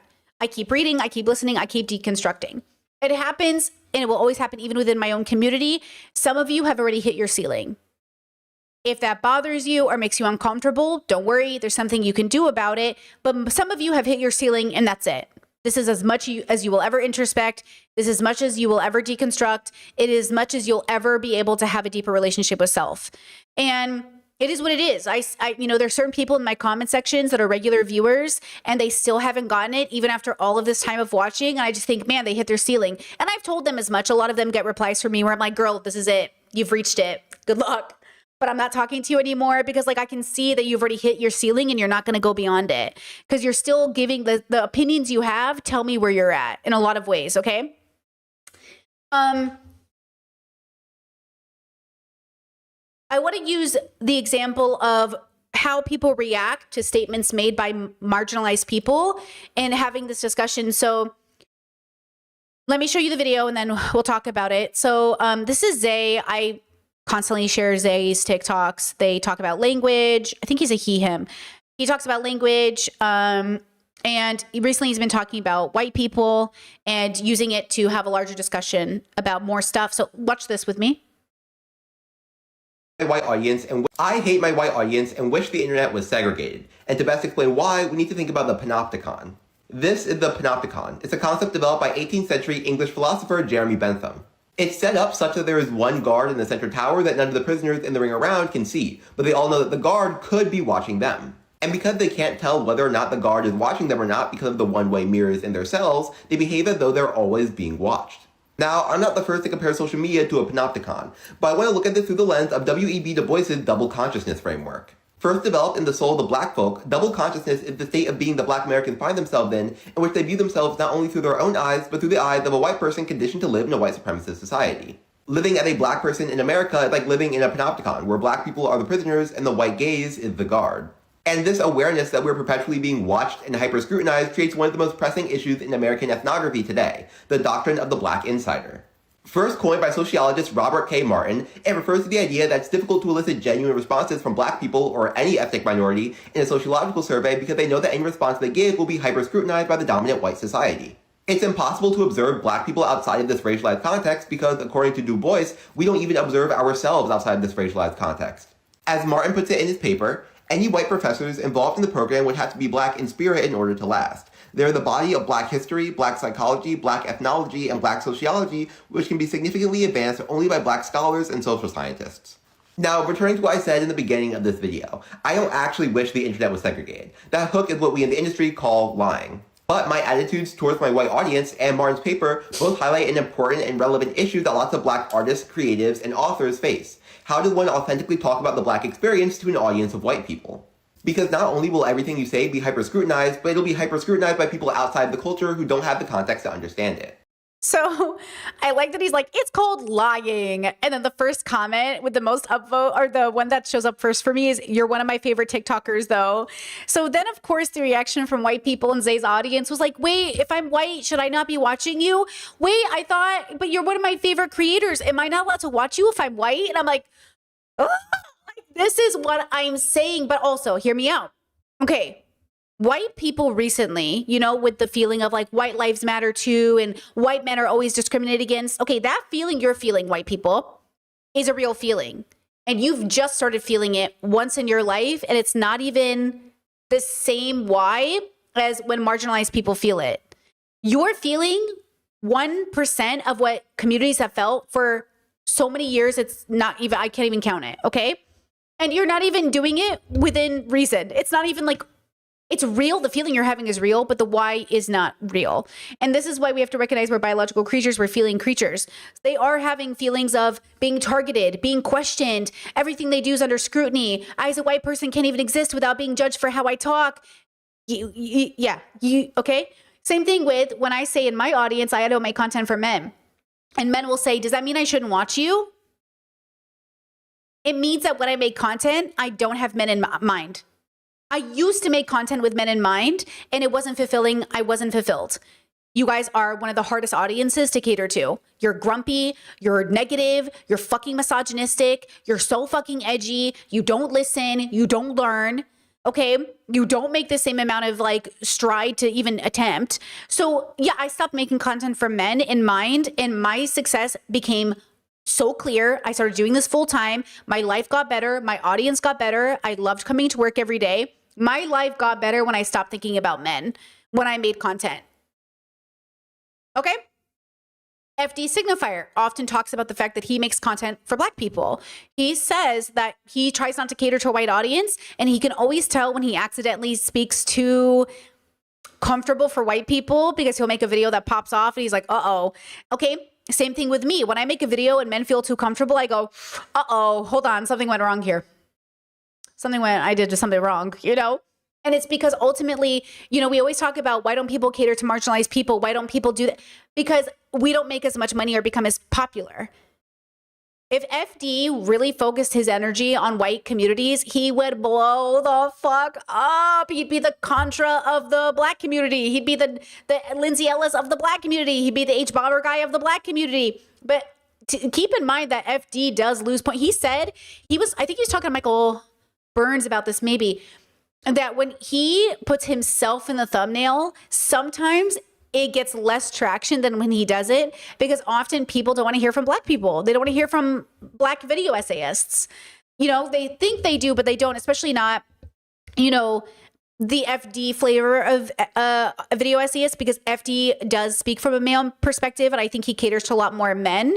So black female video essayists might do technically a little bit better, especially if they're dressed kind of elfy or ethereal. They might do better with the girlies and the gays, but even they fall off at a rate that is much faster than a ContraPoints who makes like $20,000 a month or whatever it is. Okay. Or I think it's much more than that now because it's 20,000 paid members, I think, on Patreon. So a lot of, I've noticed Black female essayists have recently decided to like either quit, change, do something else, or they're not getting paid as much. And again, it's about how you are received by the public. And also timing is a big deal. Okay. But this is why we talk about exhaustion from catering to white audiences, because then we also have to speak in a way that's like pulling our punches in the same way that if I talk to male audiences, I'd almost have to pull my punches because when you guys get your feelings hurt, you make it my problem. Okay. Next video, I want to show you this. Is a white fan, and the only thing worse than a white hater is a white fan. And the best way to explain this is by looking at how Muslims practice their faith on the moon. I promise this will all make sense.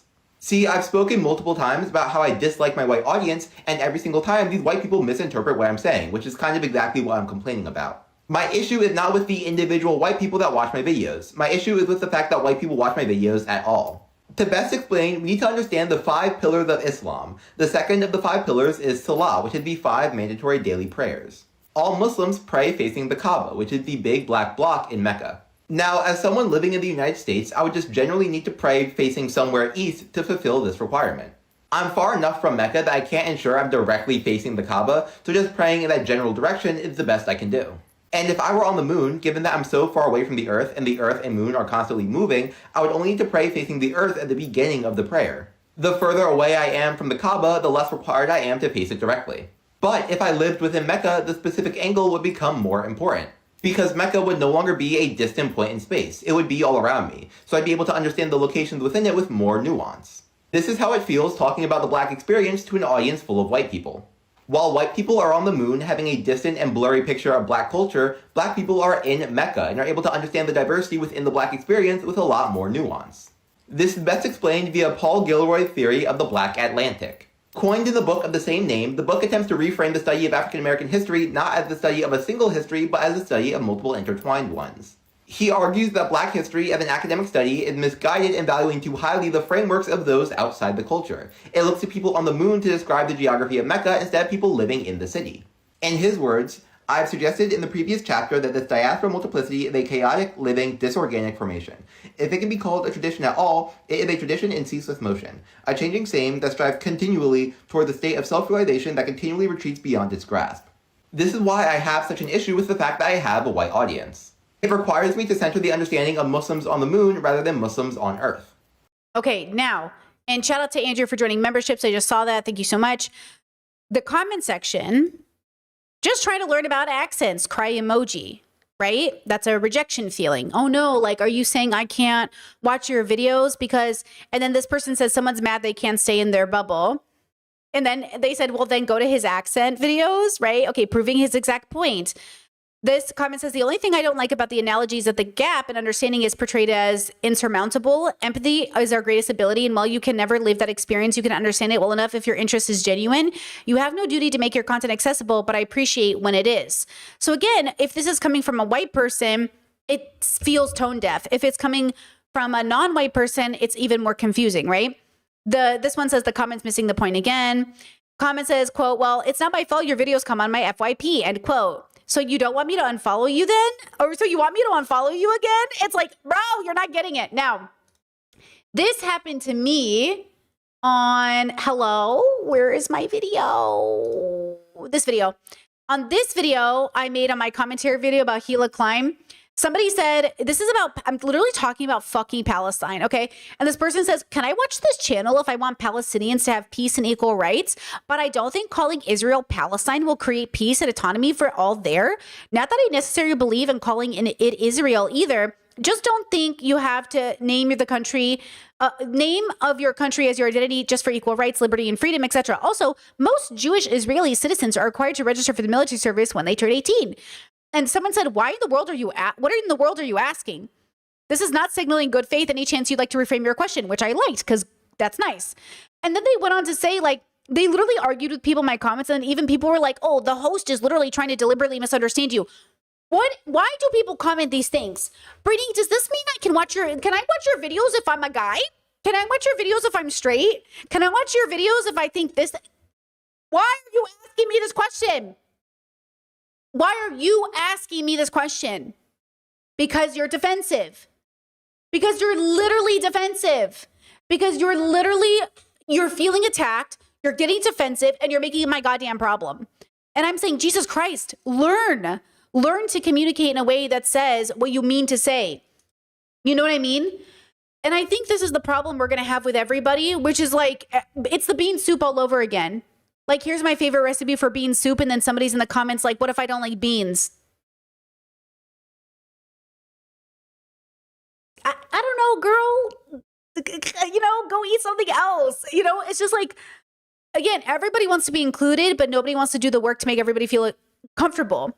You know, this is why communities don't like when things go mainstream, because you work so hard to make the community communicate clearly and all be on the same page. And then new people want to join. And then you have to like, they don't want it. They don't like it. And they want it. You know, it's a whole thing. Anyway, I'm not saying that we don't need to update. We don't need to change things. I'm just saying this is why community can be hard. Then my Discord sent me this, the eight white identities by Barner Hess. White supremacist, clearly marked white society that preserves names and values white supremacy. White voyeurism, wouldn't challenge a white supremacist, desires non-whiteness because it's interesting, pleasurable, seeks to control the consumption and appropriation of non-whiteness, fascination with culture, etc. Example, consuming black culture without the burden of blackness. White privilege may critique supremacy, but a deep investment in questions of fairness and equality under the normalization of whiteness and the white rule, swarm goal of diversity. White benefit, sympathetic to a set of issues, but only privately. Won't speak or act in solidarity publicly because benefiting through whiteness in public. Because of the benefiting through whiteness in public. Some POC are in this category as well. Pause. This is like when you're dealing with a woman that upholds patriarchy, or a black person that says like, I'm not like other black people, or a trans person who goes like, I'm trans, but I'm not trans like that, or a gay person who's like, I'm gay, but I'm not gay like that. It's like, okay, you know, you're trying to appeal to the majority. Actually, people who suffer from fat phobia, I don't watch a lot of fat phobic content because it triggers the fuck out of me because it's so illogical. It's so philosophically devoid of joy. Formerly fat people, or fat people who have struggled, or fat people who have lost weight. Nobody hates fat people more than formerly fat people. I know that's a reductive sentence, but it feels that way when I watch a lot of fat people. They're just like, they think their struggle with fatness is everyone's struggle with fatness, and they're just like so fat phobic. And I'm like, Jesus Christ, you don't understand. The philosophical desire of fat acceptance was to not be judged solely for being fat, because what is the judgment there? Like, what are you judging in people that they're fat? You know what I mean? Chet says, out of curiosity, how white is this audience? Ooh, I'm interested too. Let's take a poll. Are you white? Are you white? Should I say white or just white? Are you white or POC? Or are you white? It's a hard question to answer because it depends on how you would answer. Like, would I answer this yes or no?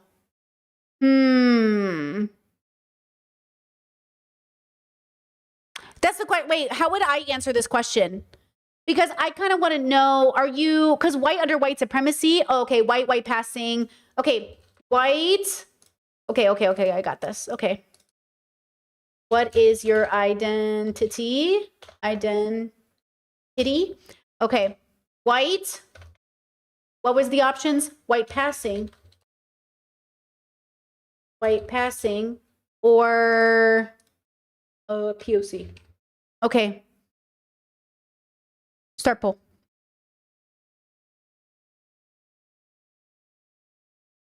Okay. I am Asian, but like I'm white. Oh, see, this is complicated. I guess you'd be white passing. You'd be white passing. Right? Or you'd be POC. Fuck. Wait, am I? Because I'm white no, I'm white passing? Am I POC? I'm confused. Am I white? You can't say white passing if you're not black. Well, I think they mean white passing in the colloquial way, not white pass. Hold on, this poll doesn't make any sense. White passing in the colloquial sense, not in the academic original sense. Conditional white? Oh, conditional. Oh, no, this is too confusing. Yeah, where does mixed race put mixed? Oh, this is not working. Wait, this is so fun though. Look how complicated this is. Hold on. Ignore that poll. That poll doesn't count. Wait, this is hard actually.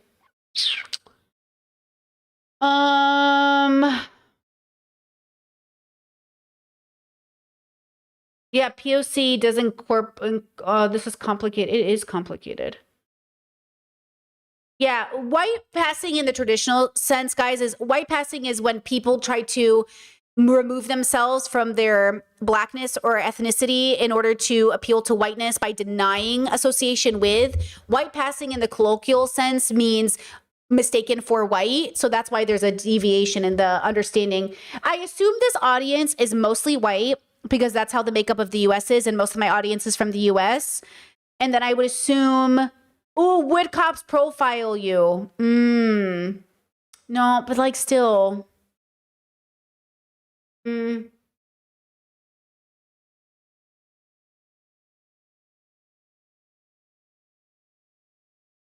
Yeah, Chess says, wait, what does white passing mean? Well, I just explained it, so let me know if you saw that already.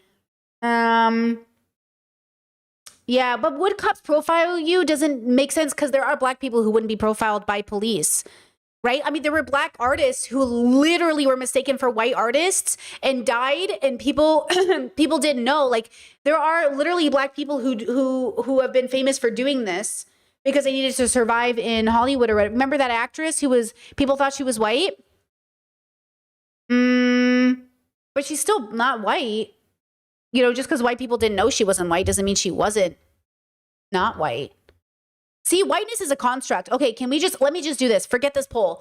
You know what's interesting is what a construct whiteness is. That's the point. Look at how what a construct this fucking thing is. That's why we have to play these games about what is whiteness, but yet it's important, right? Yeah, I know. Right now Halsey was black, right? Like Halsey is white with a black father.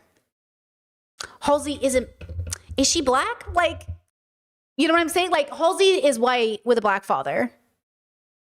She's mixed? She's biracial? What's that guy? Who's that white guy who loves to say the N-word? Honestly, I don't know about you guys, but he annoys me. He does. Every time I see him saying the N-word on my timeline, I'm like, girl, get off my timeline. He really doesn't. I hate it. I don't like it, but that's not my place. That's not my place to be that judgmental. You know what I mean?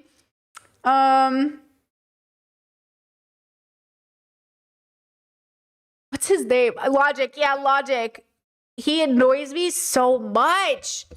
He just loves to say it. Discord said, are you colonial white, cultural or racial? Are you conditionally white, ethnic background? Are you seen as non-white? Hassan, stop. Somebody wrote in my chat the other day, like, Hassan's never said the N-word, so he's cool. And then I sent them a clip of Hassan saying the N-word. Oh, I'm sorry. Listen, I don't know why TYT ever thought it was okay to say the N-word, even quoting somebody. What a weird time. Never in my life what did I ever think it was ever okay to say the N-word. Like, you at work, on TV? It's just crazy, like in public, even education. It's like teachers who say the N-word for educational purposes. Like, you need to censor that stuff, girl. You know what I mean?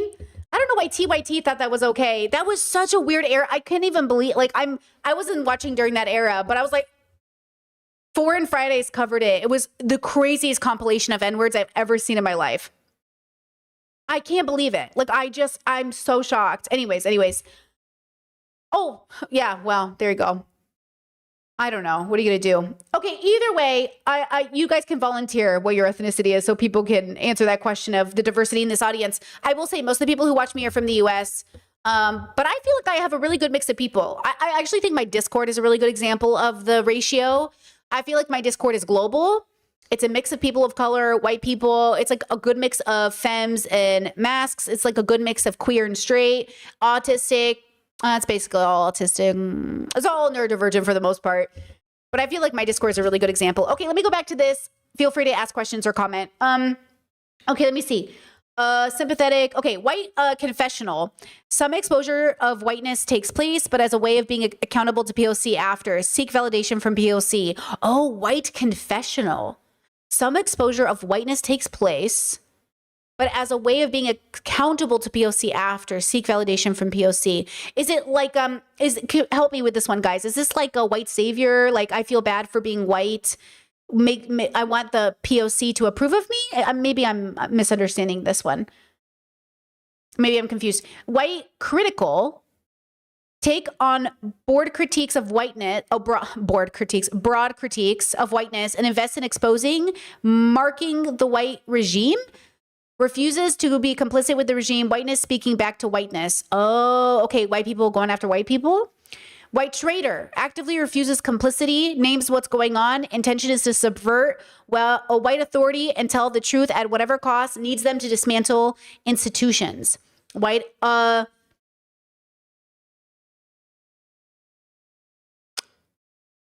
on. I really dyslexically struggle to say this word. I know everyone takes it for granted that you can say it. You're privileged. Hold on. Hold on. This word is so, my brain hears it wrong every time I read it.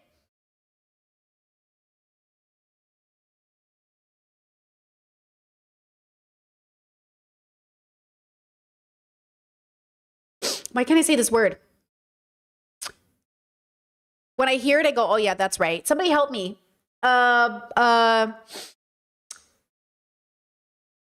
Abolitionist. Got it. I got it. Thank you. You don't even need to help me now. Abolitionist. Abolitionist. White abolitionist. I remembered. Thank you. Changing institutions, dismantling whiteness, and not allowing whiteness to reassert itself. I like that. There you go. Abolitionist. This is how learning Croatian is so hard for me. Abolitionist is how my brain wants to say it. Abolitionist. I'm going to get it. You know? Can we do gender next? Well, gender, I can just look at my analytics. You don't have to tell me shit. That's the thing is like my analytics. Let me see. My analytics tells me what gender watches me, including non-binary people or gender non-specific. Jess says, do you consider yourself white? I consider myself, well, it depends on who I'm talking to. I am objectively white and subjectively, conditionally white based off of who's asking. So I'm West Asian and I have white skin, which means I am white. And as my chat often says, conditionally white. But I would never, you know, like I just think it's conditional. Okay, let me see. La la la la la. Okay, can I show you this without doxing myself in any capacity? I think so. Okay, so female, 58%. Let's go, girls. Beat those boys at everything. 40% male and 1.4 user specified. Ooh. Okay, 55% of the people watching me between 25 and 34. It makes sense to me. Okay, 17%, 18 to 24. Oh, whoa, this has gone up. 13 to 17, 2.5. That used to be 0. That literally used to be 0. That's crazy. And then 45 to 54, 4.2%. Oh, and then 35 to 44, 18.2. There you go. There you go, girlies. Now, let me see. Does it tell me? I feel like it does. Okay, here. So, hold on. Let me make sure I'm not doxing myself somehow anywhere. Okay. Geography, United States. So 57.5%, Canada 6%, United Kingdom 5%, Australia 1%, Germany 1%, India 1%, South Africa 1%, Netherlands 1%, France. Let's go. Let's find it. Where is it? Croatia, baby. 0.2%. Dobar dan, Bog. Ciao. There we go. 0.2% of Croatians watch me.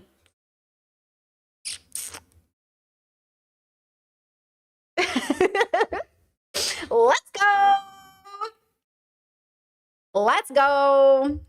Okay, shout out to my girls, gays, and theys from Croatia. Love you. All right, so Anyways, I just wanted to share that, but I also want to end that conversation around anti-blackness, blackness, whiteness with this video here, and then I'll read chat because I feel like I'm missing a lot of good stuff right now. Look at this. This is the type, guys, lock in.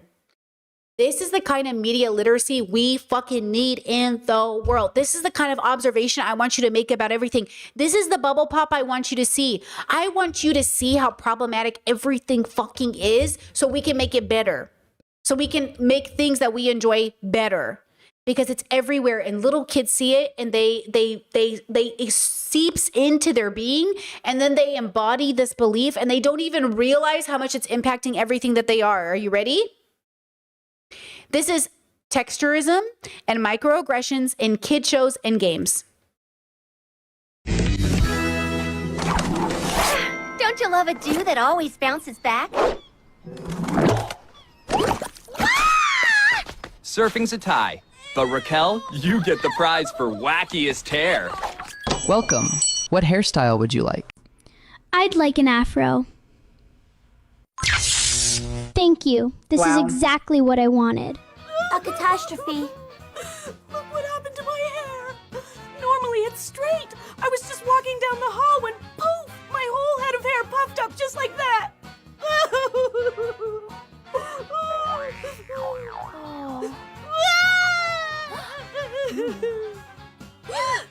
What is that?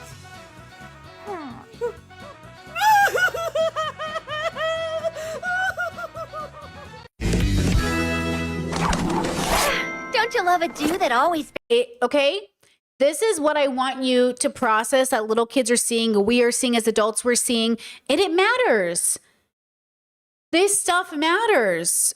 It really changes everything. Everything we say, we learn about ourselves, when you look in the mirror, the way we feel about ourselves, this does matter. Now, I understand you might be saying, but Brittany, isn't this the same point people are making about Ariana Grande? That when people see her, they relate to her? Yeah, in the way that we all exist. But how powerful of a message can we send to people that there is a contextual difference between all of these things in terms of what we do next, but the one thing we should do is unconditionally love people for how they are. There's no unconditional love in the commentary of these videos about Ariana or this commentary about hair. They are weeping, they are sad, they are mourning, they are disgusted. They are not unconditionally loving different hair textures or the way that they look. We're not unconditionally loving Ariana through her suffering. We are instead saying like, ooh, this is scary, this is icky, we don't like it. Okay? And, you know, it shows up everywhere. Like I have even family members of myself who have hair, you know, curly like mine or wavy, and they just feel unprofessional when their hair is natural. They spend all of this chemical stuff straightening their hair because they want to look more presentable. Why do you look less presentable with your natural hair? Again, it really is that deep. It really is that deep. All of us, like this is the hair that comes out of my head. And yes, I style it and I put product in it and I got my hair cut yesterday and you know, all those things. But still, I get those comments from people too that are like, oh, you would look so cute with straight hair. You would just look so much more conventionally pretty. Joke's on you. I actually don't look that much better with straight hair. Actually, wait, I have a picture of me with straight hair. And though it's cute and everything, it's just not me. Hold on, let me see if I can find one.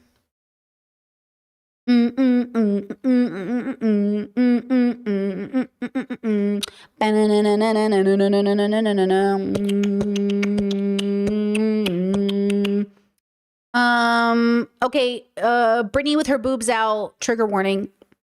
So there's this one, okay? And then there's,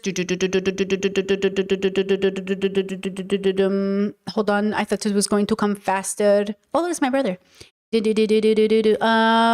a second. Was it not here? Hello? Where are you? I was wondering, hello? Where is it? I thought it was going to be here. Oh, here's me with a wig on. Okay, where is, I really thought it was right here. Hold on. Now, there's no way it's further back. Is it further back? There's no way. No, it should be about... Am I stupid? Do you guys see it? What? It should be right here. Oh, it's right here. Hee hee. Here's this one. It's cute and everything, but it's just nothing. You know what I mean? It's just like, whatever. It's cute, but it's just like, I don't know. It's just like, okay. You know what I mean? I just really like my curly hair. But again, and also I don't know. I don't want to deal with straight hair. It's too much work. But anyways, I know people in my own family that they're just shocked when I wear my hair natural. You know? It's like, look, it's cute and everything, straight hair, but I don't want to do that. No straightener has touched this head of hair. Also, girls, you know how I told you I lost my hair when I was sick when I first got sick? I lost a lot of my hair during my fibro diagnosis and when I got COVID. When I went to go sit in my chair yesterday for the hairstylist, the hairdresser, right away she went, "Oh, you lost your hair." And I was like, I know. And she was just like, "It hasn't grown back." And I was like, "No." She goes, "Yeah, I can tell." And she goes, "It happens, you know." And I told her I got sick and she goes, "Yeah, that happens." It felt really like validating because I knew I was losing my hair and I knew I was thinning and I'm okay with it, like genuinely. But at the time it was really like, whoa, I'm sick because like losing hair just feels like such a big indication of something that's wrong. But it was nice to hear her say like, I can see the baldness. And I was like, okay, thank you. That's very validating. And also it does make me recognize how thin like my hair is over where it used to be. But yeah, I really appreciate that because professionals, like it's so meaningful to me. Because they know what they're looking for and they're helpful. She's like, "If you want help, let me know." Right. That's why I think I'm so glad I found her because I really need somebody who understands hair. It really like I've dealt with so many like hairstylists who don't understand hair, the science of hair, taking care of your hair, what you need from your hair. And I just love it. I love it, love it, love it. And same thing with my friend who cut my hair 4 years ago. She's a professional hairstylist as well. And she was talking about the balding and the health related stuff. And it's just so important to me. And I see chat, a lot of you were like, "Oh, that would like hurt my feelings and stuff." You have to understand, I am in a radical acceptance era of my life. And I also am looking for answers. When you look for answers, you might not like what you find as long as it's true and it's not fake. And I knew I was losing my hair and people would say, "You're not though, you're not losing your hair, you look fine," because they were trying to be comforting. And I was like, I am sick and I'm losing my hair. I need someone to validate this, please, because I feel like you're gaslighting me when I know it's true. And so to have people in my life who could be like, "Oh yeah, your hair is thinning," was like, okay, I'm not going crazy. Because, that's really what I was looking for because I knew it. I fucking knew it. Anyways, to hear it validated again was really nice. So I understand. It would hurt my feelings if somebody was mean about it. If they're like, "Oh my God, you're going bald," then I'd be like, "Hey, why are you being so mean?" But no, it was a really nice validating experience. Okay, now, did I miss any comments you guys want me to read or do you have any questions before we move on? Jess is an actually curly hair girly who lost her hair texture due to nutrition issues. I miss so much. Can't wait for it to come back. Somebody, I don't know if this is true. Somebody told me like just shave off your head and it will come back in a different curl pattern. And I was like, which I've done a lot. I have had different hair over the years, but I hope it comes back for you. Just a side note, I just noticed your earrings are so good. Oh my gosh, my ghost earrings inspired by Mia. I follow her on Instagram. Oop, hold on. Oop, where is his little eyes? Hold on, I'm dyslexic. Hold on. Oh my God. They're little ghosts inspired by Mia. I love her earrings. She did send these ones to me, disclaimer, as a gift, but she's been a follower for a long time. I've been buying her earrings for a long time. And she just recently was like, "Can I please send you some earrings?" And I was like, "Absolutely." And she sent me these ghost earrings. But just, disclaimer, I'm not like sponsored. It's not like that. It's just like she's cool. She's in the audience. She's talented. She does great earrings. That's why I always promote her as a community, in a community way. Okay, let me scroll up, just make sure. You said, "I don't want to ask you to tell me who the hairstylist is because I don't want to dox your location, but I kind of do because I was researching someone in Croatia who ages. Who is she?" I appreciate that. I'm not going to share. I will neither confirm nor deny where I live, nor give anyone any indication of where I live if I can prevent it. So I can't give you her name. Sorry. I know that sucks, but it is what it is. Yeah, sorry. But I hope you find somebody, you know what I do is I look at their webpage, I look at their Instagram if they post social media, and I just ask, are you good with curly hair? And then I hope for the best. And that's what I did, because I did not know, girl, if it was going to work. I did not know. So it was really, I feel really lucky, you know? Okay, let me see. Scroll up. I don't see any comments or questions that I like necessarily need to talk about. So I think what we'll do, if I'm correct here, we will move on. Let me do that. Yeah, and great reviews might also help. I agree. Google reviews, not great reviews, Google reviews. I also read the reviews. Absolutely agree on that. Great point, chat. Okay, let me do this. Phil talked about the recent socialist Dems winning elections, and I want to talk about that because this, again, relates to grand purpose. So for some people, guys, grand purpose to them is politics, and I think that's really true, to be fair. I do think, look, as much as I criticize Hassan and all these people, I want you to know I do think their calling is politics. Because I couldn't do it, girl. I couldn't do it. Like, I've tried my whole life to keep engaging in politics. Now, obviously, for ethical reasons, I get burned out more than anything. But the truth is I can't do it. Phil, even watching Phil keep up with all of this, I'm like, girl, not for me. But I think it's interesting and I think it's necessary. And I think it's like a sign of good news, even though we should be reasonable with how excited we are. I think it's still a good message overall. So just check this out. You've got this story that the Democratic leadership just don't want told, where the Trump and Truetide scandal and allegations are actually the less important weight loss of Antifa. We dive into the news, so let's just jump into it, starting with this. The socialists aren't just coming, they are here. That is what you have a lot of people saying right now after last night's Democratic primaries, because as those results came in, it left Zoran Mamdani with what the New York Times described as a look of pure disbelief, with him describing the scene, saying his aides clapped their hands over their mouths. He and his chief of staff hugged for a moment under the gleam of a disco ball, and everyone around them bounced, cheering as if to say, was this all really happening? And adding a state representative nearby was weeping, because all three of the candidates that Mamdani endorsed won their elections, and the energy in the room was nothing short of electric.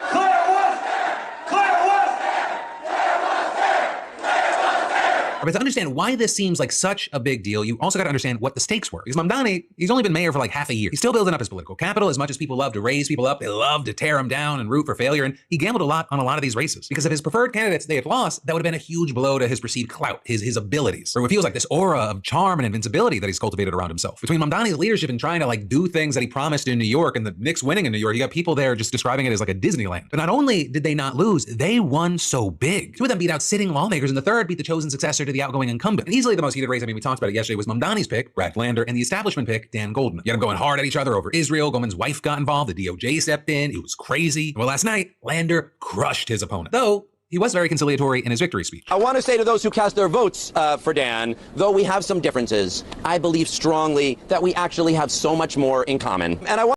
If I'm not mistaken, I read a quote from him, if it was from him, because I'm not a political girly, so I didn't sit here and verify, but it said like, I'm the Jewish, because he's Jewish, I guess, I'm the Jewish politician who will fight for, I think he said like Palestinian lives, or he said, so it's interesting that on the team, there is a Jewish person, because I think a lot of the conflation that people are still making, even on my video over on my commentary channel, is like pro-Palestinian people hate Jewish people, or hate all people from Israel.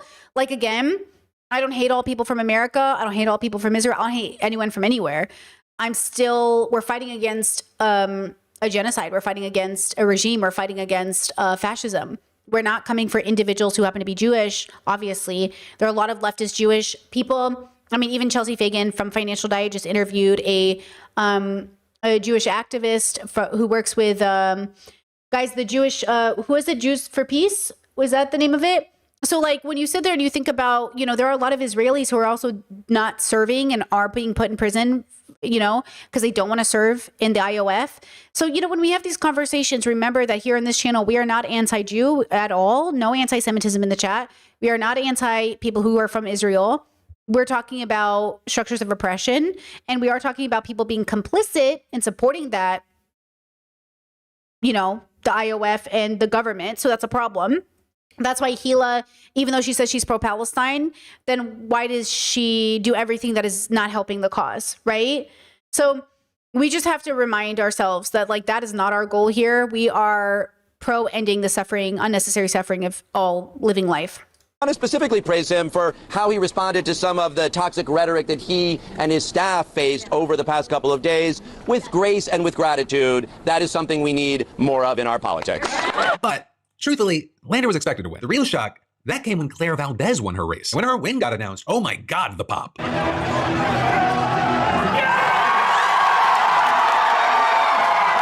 By the way, I do think it's so funny to watch all these people with their head down. And then they kind of miss the moment because they're on their phones. Obviously, I assume doing research or something like that. And there's multiple people with their heads down. But you can tell like who's reviewing it and who's in it. Like, you know what I'm saying? Like, it's kind of funny.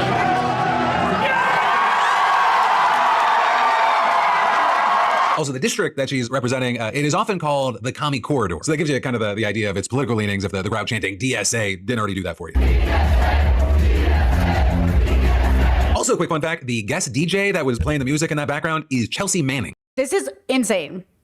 This is the weirdest, like, what is she doing there? That's so funny. Right, the whistleblower who gave evidence of U.S. war crimes to WikiLeaks. And anyway, you had Valdez making clear, this ain't about her, it's about the movement. And make no mistake, this victory is not mine, it is ours. It belongs to the UAW, it belongs to New York City DSA. But then the biggest upset of the night, it came from Mamdani's third pick, the person that would make him the political Seabiscuit. Oh wait, Seabiscuit never won. Seabiscuit never won any Triple Crown.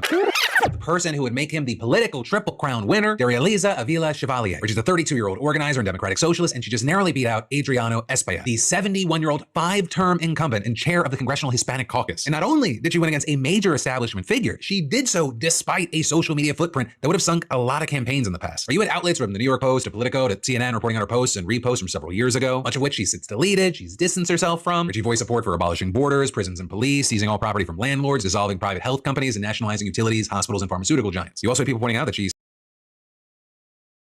stated that Israel doesn't exist and that most of the political theory that she's read is communist, but the pyromania associated with anarchism is very intriguing to me. And then kind of just as the cherry on top, she once tweeted, "Fuck Kamala Harris." In fact, her ops even ran an ad with that, though it may have actually backfired because there are a lot of leftists out there that agreed or even still agree with that sentiment. And so despite all of that history, or maybe in part because of, she still won. And what you had is in her victory speech, she honed in on what she said she's fighting for. A community that deserves full investments and full funding in our childcare, in our schools, in our healthcare systems, in our babies, not bombs.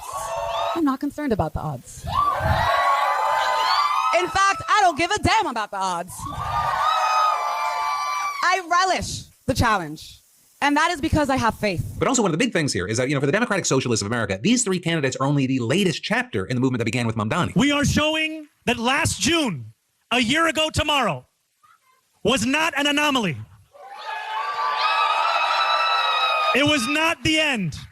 It was the beginning. Where you had them emphasizing that last night's victory, it is part of a long-term project to build a coalition that does what they say the Democratic establishment simply won't, namely end war, abolish ICE, tax the rich, and win universal health care. And so while Mamdani, who I think has really just been on a masterclass of political maneuvering, is refraining from direct threats, his organizers on the ground, they're pointing at Chuck Schumer and Hakeem Jeffries and saying, you're next. So you should also know that the elections, they weren't a universal win for the DSA last night. You had more moderate candidates winning in Utah and Maryland, in no small part thanks to huge donations from AI companies, the crypto industry, and AIPAC. Also in New York's 12th district, the candidate that all the old guard kind of rallied behind, Micah Lasher, defeated a bunch of contenders to replace retiring Representative Jerry Nadler. And then you had incumbent Richie Torres, who's actually one of the most vocally pro-Israel members of the House, fending off a challenge from progressive candidate Michael Blake. And while notably you had Mamdani quiet on those races, other people, not so much. One of the people and one of the reactions that's gotten most of the attention is from Hassan Piker. I'll see you in 2 years, mother. Just wait. Richie, I'm coming for you, Richie. You think she is sweet? Sit on that seat for the next 2 years. I'll see you in 2, Richie. The decade of socialism, it's coming to a neighborhood near you. When I said we were going to let 1,000 Zorons bloom, this is what I meant. Hey, after tonight my price went up. You have to be a Democratic Socialist if you want some of this shine. And regarding Democratic Socialists, I mean, the DSA's membership has served. What do you guys think about that? What do you guys think about that? What did he mean by that? I'll see you in 2 years. He said, I'm coming for you. First of all, Hassan, please. What does he mean by that? I'll see you in 2 years? I'm coming for you? People still think he's going to run. He says he's not going to run. I don't even know what that means. But this man was high on success. Let me just tell you. ever since the dam broke with Mamdani. Well, not universal. They've steadily been picking up win after win across the country. They're getting a Democratic socialist into the general for LA's mayor, and then actually getting one elected to be DC's mayor last week. Also last fall, a self-identified socialist who's not officially part of the DSA won the race to be Seattle's mayor. And you've got Democratic socialists aiming for congressional seats in Colorado, Florida, and Missouri this year as well. And actually after that, they're reportedly setting their sights on the White House. You have Politico reporting that the group's conducting surveys at its 250 local chapters this summer to get a feel for who members think should run in 2028. And well, sadly for his fans, thanks to the U.S. Constitution, Mamdani, he can't run to be president because he wasn't born in the country. There is then someone that's on the top of a lot of people's minds, and that is Alexandra Ocasio-Cortez. So one of the things there is that she's so far declined to say whether she's considering a bid for the presidency, and rumor has it that she might be eyeing Chuck Schumer's Senate seat. Hey, with all this, there's kind of a few different places to land. First, I should definitely note, just across the board, it's not really all smooth sailing for the far left from here, because despite all the hype from last night, it is still true that DSA-backed candidates haven't won a race outside of a major city yet. And then with that, you have some having the argument that the more they do win, the more ammunition Republicans have to terrify kind of old white people, as they've already been seeming to do. Well, it actually happened a little faster than we thought it was going to, but the entire Democrat Party has collapsed because, well, the communists have taken over the Democrat Party. And not just the communists, the jihadist communists,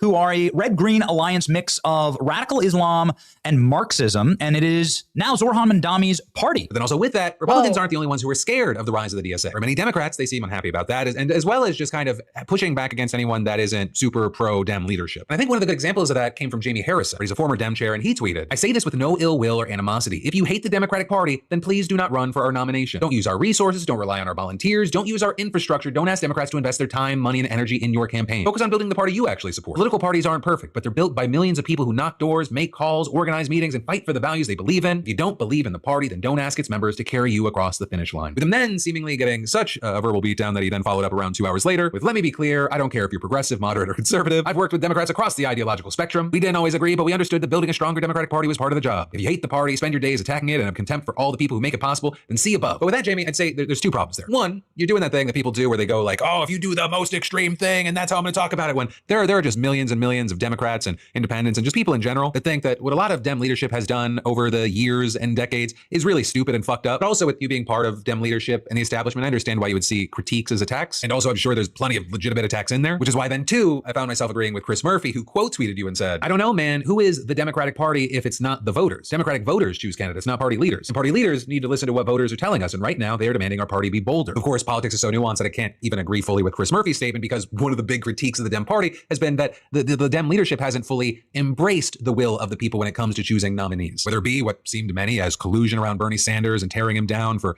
the ideal candidate for the leadership, or how many Democrats felt robbed because there wasn't a primary process because Joe Biden dropped out so late. But I do agree with the argument that a lot of Dems, they do want bolder politicians. They want their politicians to have more of a message and more of a goal than Orange Man Bad. And honestly, some of the people that have been best at communicating a message of the people rising up together, it's been a lot of Democratic socialists. They're talking about progressive populism, talking about cost, about the ability to get healthcare, about just living your lives, having a job, being able to get sick and get care for it and it not bankrupt you, not getting into pointless foreign wars of choice. And honestly, and it's not a direct one-to-one, you cannot be shocked when people look for new answers to the problem when all the previous answers have failed them. It's part of the reason Donald Trump was elected in the first place. In fact, there are people out there that voted for Donald Trump, or at the very least against Hillary Clinton and Kamala Harris, because they wanted someone to break the system. With people thinking that he will fuck up so bad that people will look for any other sort of alternative that's not already on the table. But hey, time will tell. Is this Ron? Okay, so this is like one, I love watching Phil go more left every day. Two, I think that millennials, out of all the groups of people, have the greatest chance of moving this forward, because it is millennials who are the Democratic Socialists right now. And I think that that is the big part of the future. I think we have the greatest chance. I really do. And that's interesting. Like, the problem is that old people aren't retiring in a big way. The bad problem is they can't. A lot of them can't afford to. And I think that that is the structure failing in front of us. I mean, the fact that old people have to come out of retirement, we covered this a month ago or so on stream. Old people coming out of retirement because they can't pay their bills forces them back into the workplace, where then those jobs aren't available for us. And then the system, you know, and then politics is the same thing, where Trump is, you know, all these people are in their 80s or whatever, basically. And it's like, when are we going to replace you? So I do have a lot of, I'm an optimistic girly, you know that I am. I think this is another proof of it. I've just, look, I think the world is always getting better. I just think that it goes like this: 3 steps forward, 2 steps back. And we're in the 2 steps back era, but, you know, give it some time. And I think the world will be 3 steps ahead, and then we'll go back and we'll keep going, right? You know what I mean? We're in an up and up. I think it will take a while, but I want you to be optimistic. You know, I just want you to be hopeful. And I think this is a good point of it. It's not to say that it's everything. It's not to say that it's perfect. It's not to say that our whole future is in Zoran is to say that the whole future is in you. And if you keep electing better people, the world will be a better place. Zoran, this wasn't his win. This is when, like she said, it wasn't any of their wins. It was our win. It was the people's win. And that's why when people say like America is better than Trump, I don't know. Prove it. Vote for somebody different then. Prove it. Because you guys keep electing him. Make it make sense. You know what I mean? So I do think we as a collective have much more power, and it shows in the people that we promote. It shows in the people that we vote for. It shows in the people that end up in power. And so I just hope that we remember that. Now, the next story I want to cover with you guys is a really, really, really difficult one. It is, the reason I want to cover it is that, again, when we talk about our grand purpose in life, a big part of what made it difficult for me when I was younger to really not want to die was just how much suffering there was in the world and how much cruelty there is in the world, and how, yes, we talk about systems of oppression and we talk about like there's these, but individuals are doing it too. So I want to show you this video. It does come with elderly abuse. It is a scary video if you're ever afraid of getting like Alzheimer's or dementia or being trapped in a home, being abused by a caretaker. It is covering all of those topics. It's a Phil story, so maybe you've seen it if you watched this episode. But the reason I want to talk to you about it is because like these are the types of things that really worry me. I advocate for the right to die and the right to live how you want for exactly these reasons. I also advocate for people to be able to get the right care they need so family members don't have to worry about these types of situations. So just a huge trigger warning because this is a really sad story. Of the you had secretly aid stealing her husband in a comment. We then also have to talk about this other story out of New York because a woman suspected an aide was secretly abusing her husband in a state-run veterans hospital. And so she set up a secret camera, she exposed the whole thing, and somehow not only did that aide still have his job months later, it was still being paid. But now the whole thing, it might have tipped off even more abuse running rampant in that facility for who knows how long. You can see he was obviously hit with something. Everything about this video was awful. So this whole story begins with Albert O'Toole. He's a Gulf War veteran, and notably, while he was serving for the Marines, he was caught up in an explosion that gave him a traumatic brain injury. And years later, his wife Angela said that he was diagnosed with a devastating case of Alzheimer's. And when it eventually became apparent that she couldn't take care of him anymore on her own, Angela checked him into a federal VA facility in Montrose, New York. And for a while, it all seemed well and good. That is, until he was transferred across the street to a state-run home. Right, and this one is not VA, but then with that, all of a sudden, Albert starts rapidly declining. He's constantly agitated every time Angela visits. He's heavily medicated. And she even starts to notice bruises across his body. And so that's when she's like, I'm gonna get to the bottom of this. And she sets up that secret camera in his room. And what she found, it's straight up out of a horror movie. Because now caught on camera, you have Albert's aide yanking food out of his hands, slapping him, punching him, even grabbing him by the neck with both hands to slam him back into his wheelchair. At one point, you can even see this guy, Matthew Cox, whopping Albert over the head with the bottom of a broom. And then there's one part where you can't see either of them, but you can just hear Albert screaming in pain. Ow, ow, ow. You hear him screaming and nobody comes to check on him. Where are the other aides? I don't know how I missed it. I was there every single night. I never dreamt that this would be our life. I can't even sleep anymore. I just watch him at night on that camera to make sure nobody's hurting him. But then maybe the most infuriating part is, right, so all that happens in March. And then in April, after Angela reported it, Cox was arrested on felony charges of endangering the welfare of a person with disabilities. And while the State Department, they said that he was put on leave and later fired, turns out that up to this past weekend, Cox was still employed at the federal VA and was even still getting paychecks, but with all that pending the outcome of the case. So then after you had News 12 New York exposing this fact, it went viral, and you had VA Secretary Doug Collins tweeting that even though this happened outside of a VA hospital, the VA was immediately initiating removal proceedings against him. But then also, if you're like, okay, hey, well, this is probably the best outcome we could hope for, at least it's all over, you then have to back it up. Because News 12, they also thought, let's check the other patients. Let's see how they're doing at the hospital. Pause. This is why I'm terrified. Mother Jones was reporting, other outlets were reporting. The Trump administration is talking about taking on house people, mentally ill people, disabled people, and putting them in homes. And those homes will be run by the government. We should be terrified. We should be scared. Now, don't do anything because you're afraid or because you're desperate. Get ready, be prepared. Every child you bring into the universe will become subject to the world you bring them into. And right now, the world, just like it's always been, is a pretty chaotic place. So please be considerate of when or when you bring kids into the universe, what you're bringing them into, okay? Because it's not a fucking joke. And then if you have people you love that are alive today, start making plans. This is why I say when I advocate for the wealthy, please hear me when I say this, okay? The reason I am critical of certain people and the way that they use their money is because it seems funny to me that you have enough money to buy a second house that's $1 million, but like, does nobody in your house like get sick? Because if I had $1 million extra, I would have to put that somewhere in case somebody in my family got Alzheimer's, in case somebody got sick like this, so I wouldn't have to put them in a facility. I don't want my family in a facility. The reason I look at people and the way they spend their money is I'm like, do you have nobody in your life you have to take care of? Is there nobody in your life that you have to, because my grandma had Alzheimer's. I know what it was like to visit that place, to visit that hospital. And my mother would say to me, we have to go visit, you know, grandma at different times of the day in case somebody's messing with her. My mom would check my mom would check my grandma's body when she would visit and make sure it didn't have any bruises or anything on it. Because my mom was paranoid that my grandma might have been abused in these homes because, you know what I'm saying? And we didn't have enough money as a family to give her private care. And so one of the goals I've always had as a person, which I couldn't afford now, was to have private care or at least a facility I trusted because of exactly stories like this. It gets really, really bad. I mean, we're talking about sexual abuse. We're talking about all layers of abuse. And yes, it's a system problem, but it's also individuals carrying it out because they're tired, they're stressed, they're philosophically evil. We're animals on a planet. Like, I don't know how to tell you this. This is why a lot of us, we have to eradicate this desire to hurt people when we feel like we're getting something unjust in the world or we feel like we're too tired, because it's very common. It's a universal experience of human beings when stressed. They become bitter, they become angrier. When they don't get enough sleep, they see people uglier. When they're hungry, they're harsher and they cast more judgment. So we have to take care of ourselves. And we have to recognize that we have so much power of how we interact with other people. And so again, like, this can be so frustrating for us, but I don't want us to be so angry at the worker that we forget the system that put it in place to allow him to be employed. And we don't forget that he also comes from a background that may or may not have contributed to his levels of stress or frustration. It doesn't justify what he does. It explains why when we are frustrated, we take it out on people. Parents who nag their kids or beat up their children, partners who come home and slam cupboards and are annoyed with their partners. Like, we didn't just, fall out of the sky. We're products of everything that came before us. Why, when we're angry and frustrated and tired, do we feel justified in taking it out on others? Because we're animals on a planet. We have to do the work to have a deeper relationship with self so we don't punish people when we're having a bad day. And that's everybody. Look at Trump, you literally admitting that he wields his power to take revenge on people who annoy him. Remember that. Remember, he will try to say, oh, see, it's mental illness that makes you this way. Okay, then what's your excuse? Because you are literally using your positions of power to make examples out of people, to target people, to fire people, to harass people, to punish people.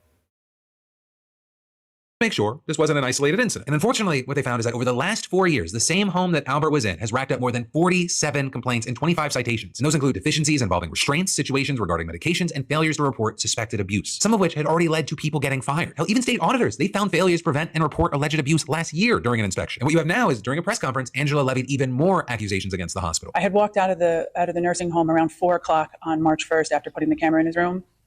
And the abuse started at 4:15 on that day. I wasn't even out of the room 15 minutes before the abuse started. And that aide had been with my husband since late December. Hold on. I don't know wait, Chad, who are you talking about? You said we gave the young lady that killed the lady so much smoke. He deserves all the smoke. Which lady? And then you said he deserves all the smoke. He deserves all of the responsibility. He did those things. Okay. I'm a problem-solving girly. So yes, on the micro, he's 100% responsible, period. And like Phil is pointing out, the system enabled it.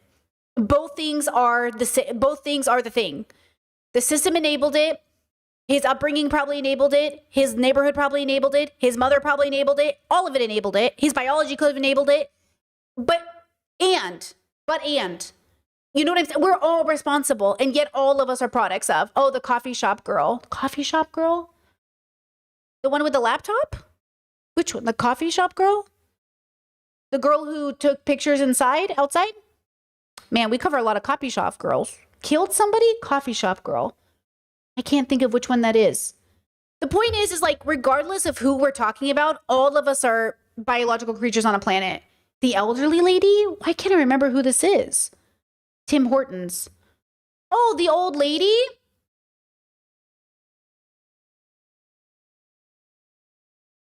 Yeah. Yeah, but we also explained that she was young. They were young kids. They shouldn't have been in charge. They weren't responsible enough at the time. No, a different one? Wow, I like how there's so many. We don't know which one it is. Either way, both things have to be true at once. Both things have to be true. We have to acknowledge that the individuals are responsible, and we have to acknowledge the system enables it. right? So like I'm not trying to take away any responsibility from this man. I'm trying to say, like, why did it happen? Why did a little boy grow up and become this man? Okay, I just want to make that clear, because sometimes I do find this criticism in my work because I feel like I'm jumping to both. I always jump to both because it's important to recognize how we all got here. Again, if we do not solve this problem, there's no reason to work for the future. There's just no reason to make a better future for me. I don't understand the logical consistency, right? For Brittany, if I cannot make the effort to understand why things happen, then I'm not going to try to make the world a better place, because I cannot even fathom how we are going to make the world a better place if we don't understand how we got here. That's how my brain works personally. I don't know how your guys' brain processes the information. Off probably a good 5 times a week. The door was open. You hear my husband screaming. Nobody comes to his aid. Nobody checks. I'm sickened to think how many times that happened before I caught it on the camera. But they're going on to say that she reported it to the nursing home's administrator. The very first thing they told her was, you can't do that, as in you can't set up a camera in the room because of the privacy of Albert's roommate, to which then Angela replies, he hasn't had a roommate since December, so there was nothing to worry about, and they were just upset because I had caught them. Since then, And also, I need to point out the political part of this that's going to come through. He's a Marine veteran, which means there's a controversy there. And the caretaker was black, and this is a white man. So don't allow white supremacy to take this story and say, oh, look at black caretakers, because a lot of people are black and caretakers. It's necessary that we have this conversation in the nuanced way it is, because I can see white nationalists taking this story and running with it. We need to fight for the vulnerable. We need to fight for people in care. We need to fight for better caretakers. And we need to understand why these things happen. Caretakers are also under an immense amount of stress. And when people are stressed, they will neglect their jobs and they will take it out on people. Your parents do it all the time. Your parents beat you as kids, didn't they? When did they beat you? When they were stressed, right? How many times did my parents beat me because they didn't know what else to do? I'm saying our parents aren't any better. And I'm saying the irony that we don't know the differences, because to us, like, oh, you know, yes, the context is technically different, but the why isn't that different. When people are stressed, they take it out on people. This is too rampant of a situation for us to ignore it. It cannot just be this individual, even though he's responsible. It happens too often. It's too often. It's just like the man argument. It's happening too often with men. It's got to be something. Something is going on, right? So that's my concern. The reception that I get from anybody there is basically, like, we said sorry. While I was in the initial meeting with News 12, they shipped him to the Bronx and dumped him there at the Bronx VA campus. This is also why, as a nanny, I never cared when my families had cameras. I only cared that they would watch me blow my nose or fart or something. But like otherwise, like I never cared if they had cameras, because like I would have cameras if I had a nanny. I'm sorry, I'm putting in cameras. I'm sorry, my kid's gonna have cameras in the house. So like I never, like when the families were like, I'm gonna put cameras in, I'm like, yeah, you should. I'm literally taking care of your baby. Like you should put cameras in the house, you know? Refused to take him back. So a man that has no time left lost another 2 months of his time when he doesn't have much time left. And while she did successfully petition a judge to get Albert sent back to Montrose, only the state home where he was abused can take him. It's not the federal VA hospital next door. But also one of the big things here is in this press conference, Angela wasn't alone. She was also flanked by a group of state lawmakers calling on New York Attorney General Tish James and the state's health department to launch a full-scale investigation into this hospital. The veterans in New York State, especially in this one particular nursing home, are not receiving the gold standard. And that is a failure of the system. That's a failure of the state. And it's only because of the courage of Angela that we have been made aware of it. And so, yeah, with that, we're going to see what happens from here. But I guess... Yeah, these kinds of stories terrify me. I'm genuinely terrified of being put in a home. And I tell my partner, like, I need you to advocate for me. I need you to fight for me. I will not be put in a home. I will be killed. I will apply for assisted death. And I would like to end my life. I refuse to live this way. I think it's okay if other people choose to live this way. I don't want to live this way. And I don't think I should have to be subjected to living in a home and living with this quality of life. And I think it's bullshit that, you know, and I'm glad that America is starting to bring maids into policy. I think that's important, but I don't want to live this way. I think it's okay if other people want to. I want to make that abundantly clear. I think it's very, very valid, because I don't want the government to turn around and say, oh, well, if Brittany doesn't want to live this way, nobody should live this way. No. If you want to live in a home, if you want to be wheelchair bound and living in Alzheimer's, you do you. I support you, Queen. I don't want to live with Alzheimer's. Okay? If my partner is allowed to keep me alive for one reason, that medical science has gotten so advanced that they'll be able to help me. But otherwise, take me out, boo. You know what I mean? Take me out. Because look, I'm going to die anyways. You know what I'm saying? Chess says, are there any places in the world that allow it? Yes, there are many places now that allow it, including places in Europe. So I will be applying to all those places if that ever happens to me. But yeah, I don't want to live in that state. I gave him permission to keep me alive if he takes care of me in our house. But if it's not him taking care of me, or a nurse he trusts, or a doctor he trusts, then he can't put me in a home. If I have to go into a home, we got to die. You know, Chess says you can make advanced decisions to dictate how you'd like to live if cognitively, if you weren't able to advocate for yourself. Yeah, you have to, you do have to work on paperwork. I've been advocating this for myself on the internet for so long. You know what I mean? But yeah, I helped one of my friends die in the sense that I was there for them during their cancer treatment. I didn't help them die. I was there while they died. That sounds bad. Either way, it sounds bad. But I was a witness to their death. It was horrible. What a horrible experience. I just kept thinking, why does he have to die this way? Why does he have to die suffering and withering in pain? Why can't we make his death? We can go to the fucking moon, but we can't let people die in dignity? Crazy. Just like absolutely crazy. And I think it's bullshit. I think it's bullshit that we're so busy just torturing people and doing horrible things to people. And God forbid I suggest that people die peacefully. You know what I mean? God forbid I suggest it. Everyone's like, oh, that's so unethical. How could you do that? Ridiculous.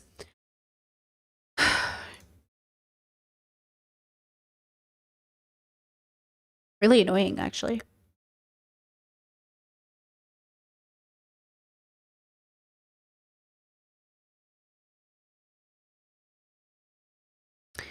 Okay, so crazy news out of Palestine.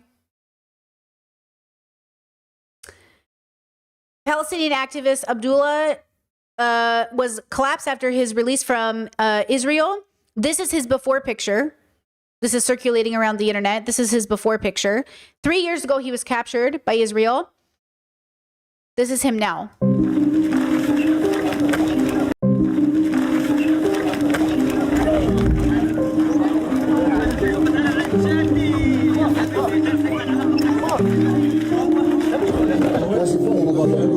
His family rushed him to the hospital for immediate treatment. One thing that I see in the pattern of Israeli prisoners being released is they're always starving. Israel is starving the people they kidnap. And it happens during all the releases. It's really disgusting. I really think, like, when we talk about food being a right, this is what I mean. This is why Israel is in a lot of trouble. Like, guys, this isn't a joke. This isn't like funny. We're literally witnessing an actual genocide happening in front of us. And it's devastating to watch. And they're in a lot of trouble. The UN is very, like, it's coming down on them. They're calling it a genocide.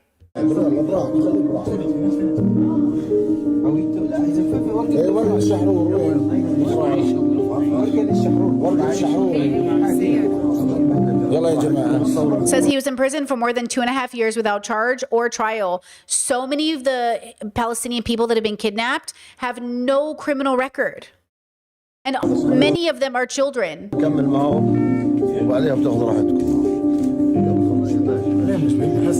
He says prisoners were given just enough food to stay alive. Just.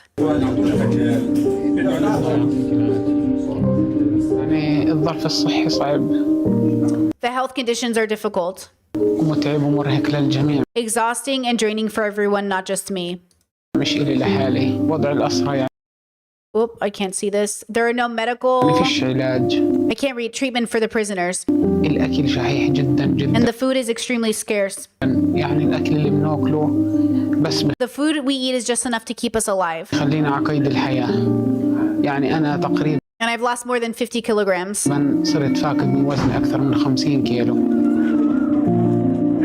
Activists are accusing Israeli authorities of torturing and starving, which is obviously consistent with things they've done before. And I'll show you another story in a second. So this is him originally, okay?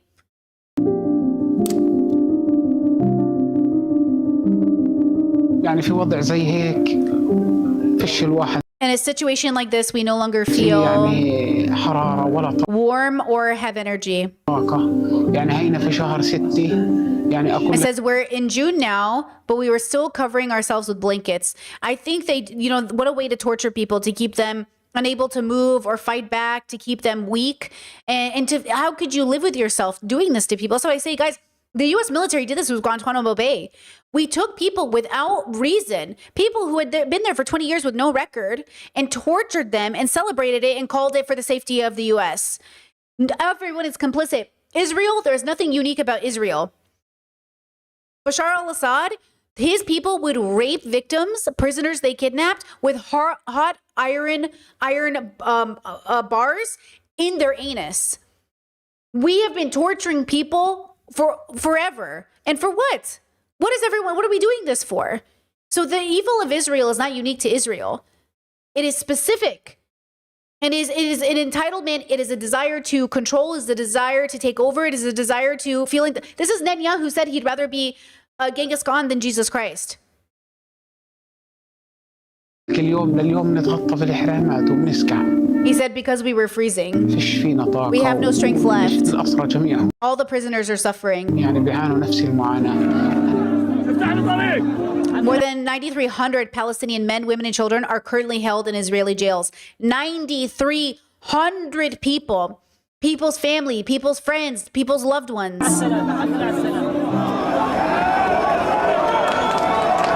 These are videos that I think came out, I think we covered this last year, the prisoner exchange, which is ridiculous because what are they prisoners of? Like, what are you holding them captive for?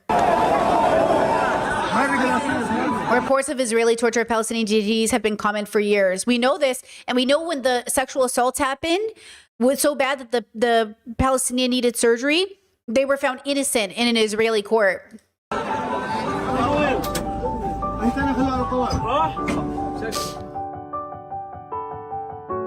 Horrible, horrible. Look at all these people, all these family members, loved ones. Okay, this story, devastating.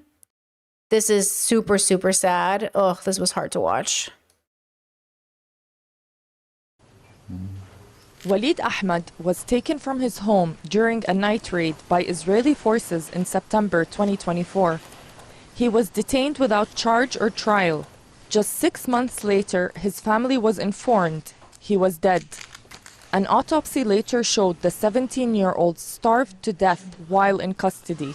On December 4th, an Israeli court ruled to close the internal investigation into his death without filing any indictments.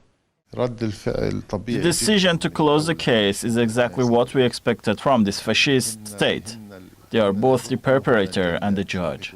They refuse to take responsibility. Walid had no illness when he was arrested. Walid's Hold on. Chat said, which other country and society behaves like this? Why are you playing into white supremacist talking points? It is white supremacist talking points that Israel is uniquely evil. You know this. Do you not know there have been genocides of like millions of people from all countries? This is like the Bobby. You remember the clip from what's that comedian Bobby? And he was like, my country never committed a genocide. They committed one of the worst genocides. Like, I don't know why people think this is unique to Israel. It is not. That is the myth. I swear it's men. Men are convincing other men like, oh, bro, we would never do that, bro. Bro, we're cool, bro. They fucking suck, bro. It's all of you. paternal grandmother was Brazilian, passing citizenship to her family. Despite the case being closed in Israel, his relatives in the occupied West Bank say they will seek accountability through the Brazilian government and the International Criminal Court. Walid's body is still being withheld by the Israeli military. That's really fucked up. My son is gone, but we want justice. Not just for Walid, but for all Palestinian prisoners who are suffering in these conditions Keep in mind, he was a child. and being attacked by their occupiers. Rights groups say at least 100 Palestinian political prisoners have been killed in Israeli custody since the genocide in Gaza began. many as a result of torture, severe beatings, starvation, and denial of medical care. International human rights organizations accuse Israel of committing war crimes and crimes against humanity against detainees. On Tuesday, Palestinian prisoner advocacy groups. Hold on. You said in present tense, which country? I'm asking you in good faith. The entire society is facilitating a genocide and they're happily love it. Us! The United States! Us! You! Aren't you an American? We're kidnapping people off the streets and sending them to prisons. We're aiding this genocide. Us! Hello? Why do Americans think they're clean? Why does the USA think they're not without sin? What are you talking about? Us! Right now! We're doing this. It's us. What do you mean? What do you mean? This is what I'm saying, bro. It's literally us. Ugh, this is blows my mind, the propaganda we believe, bro. It's literally us. We're doing it right now. We're doing it right now. What are you talking about? I just watched videos of people massacring people with machetes. Fucking what's happening in Congo? What's happening in Sudan right now? What are we talking about? I mean, listen, it's all connected. It's all connected to colonization and colonialism and fucking Britain and everything goes back to white people. But also, hello? This is what I'm saying. Like, come on now. The world is complicit in suffering. We're all causing so much suffering. And it's happening present day all over the world. We are complicit. We are complicit in the way that the world is, all of us. Held a press conference in the occupied West Bank to assess conditions for detainees in 2025. The occupation's crimes pose a serious threat to Palestinian prisoners' lives. The marks on the bodies of those who died in detention show execution and organ theft. The genocide is not limited to Gaza, it extends to the prisoners too. Since the war on Gaza began, Israeli forces have carried out more than 21,000 arrests across the occupied West Bank and East Jerusalem. At least 9,300... Wait, hold on. Israel doesn't love genocide. Israel feels entitled to the land because they want to have it. This is about, do you know what I'm saying? Like, you're trying to make a point that it's unique to Israelis. You're making a bioessentialist argument. You're making like a biological argument, right? Are you being weird? That's an anti-Semitism argument. Like, don't make me ban you for this argument. It's a bad argument. You need to really sit and think about what you're saying. You think this evil is unique to people who are Israeli? It just doesn't make any sense. It just doesn't even process. Like, how does that information process to you? If we understand the history of the world, like, it doesn't even make any sense. A politician just won in the US who's pro-Zionist, who's a Zionist, who's therefore pro-genocide. It's not unique to Israelis. Like, you would really think about what you're saying out loud because all you're doing is giving white supremacists a dog whistle agreeance. And I would hate to think that you would agree with white supremacists.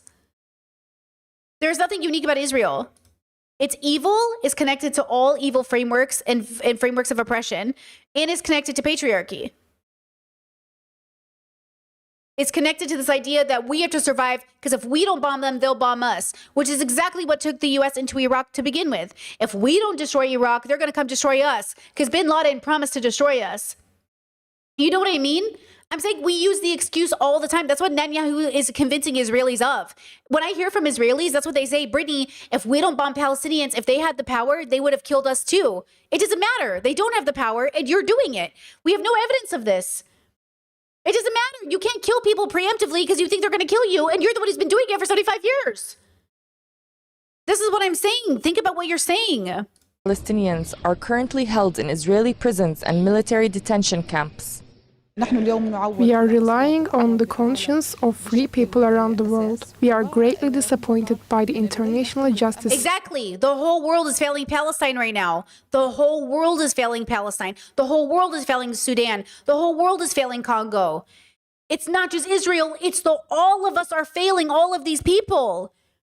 It's all of us. System failure to uphold the law does not only affect Palestinians, it threatens humanity as a whole. In recent months, Israel's parliament passed the first reading of a controversial bill that would allow the execution of Palestinian prisoners. Across the occupied West Bank, tens of thousands of Palestinians live with daily fear for relatives held in Israeli prisons like the one behind me, uncertain if they will survive detention or if they will ever come home. Zainat Tahan, TRT World. Okay, one more video, because I think it's important that you recognize this. And yes, we're going to watch Andrew fucking Callahan's video on Palestine because it's about Palestine and not because we like Andrew Callahan. But yes, we're going to watch his video because he goes to Palestine. And I think it's important for the Palestinians. Okay.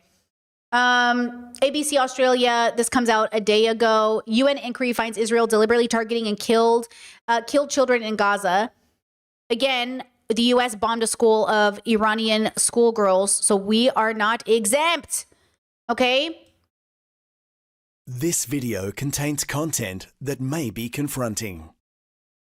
A UN inquiry has accused Israel of deliberately targeting and killing Palestinian children in Gaza, resulting in genocide, crimes against humanity and war crimes.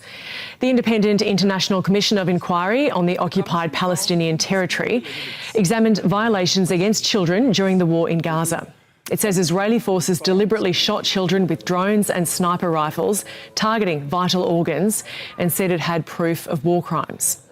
The Israeli government has rejected the findings, labelling the inquiry flawed and biased, and accused the commission of overlooking Hamas's targeting of Israeli children. Based on all the evidence gathered, the report makes legal findings and concludes that the Israeli authorities and the Israeli security forces have deliberately targeted and killed Palestinian children and destroyed their childhood. Israeli authorities and the Israeli security forces are responsible for crimes against humanity, including persecution and war crimes in the Gaza Strip and war crimes in the West Bank, including East Jerusalem. The report released today further substantiates our finding on genocide. Well, for more, here's Global Affairs editor Laura Tingle. You highlighted some of those findings in the report. It says that there 20,000 children have been killed by Israel since October 7, 2023. I think most of the occupants in Palestine are now kids, right? And there have been 44,000 more injured.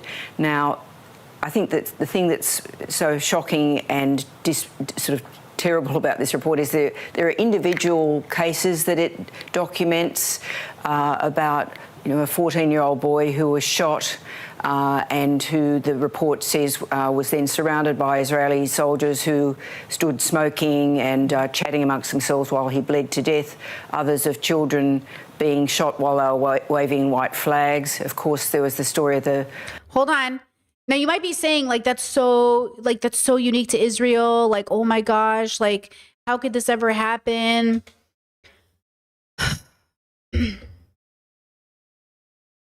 This video is circulating again.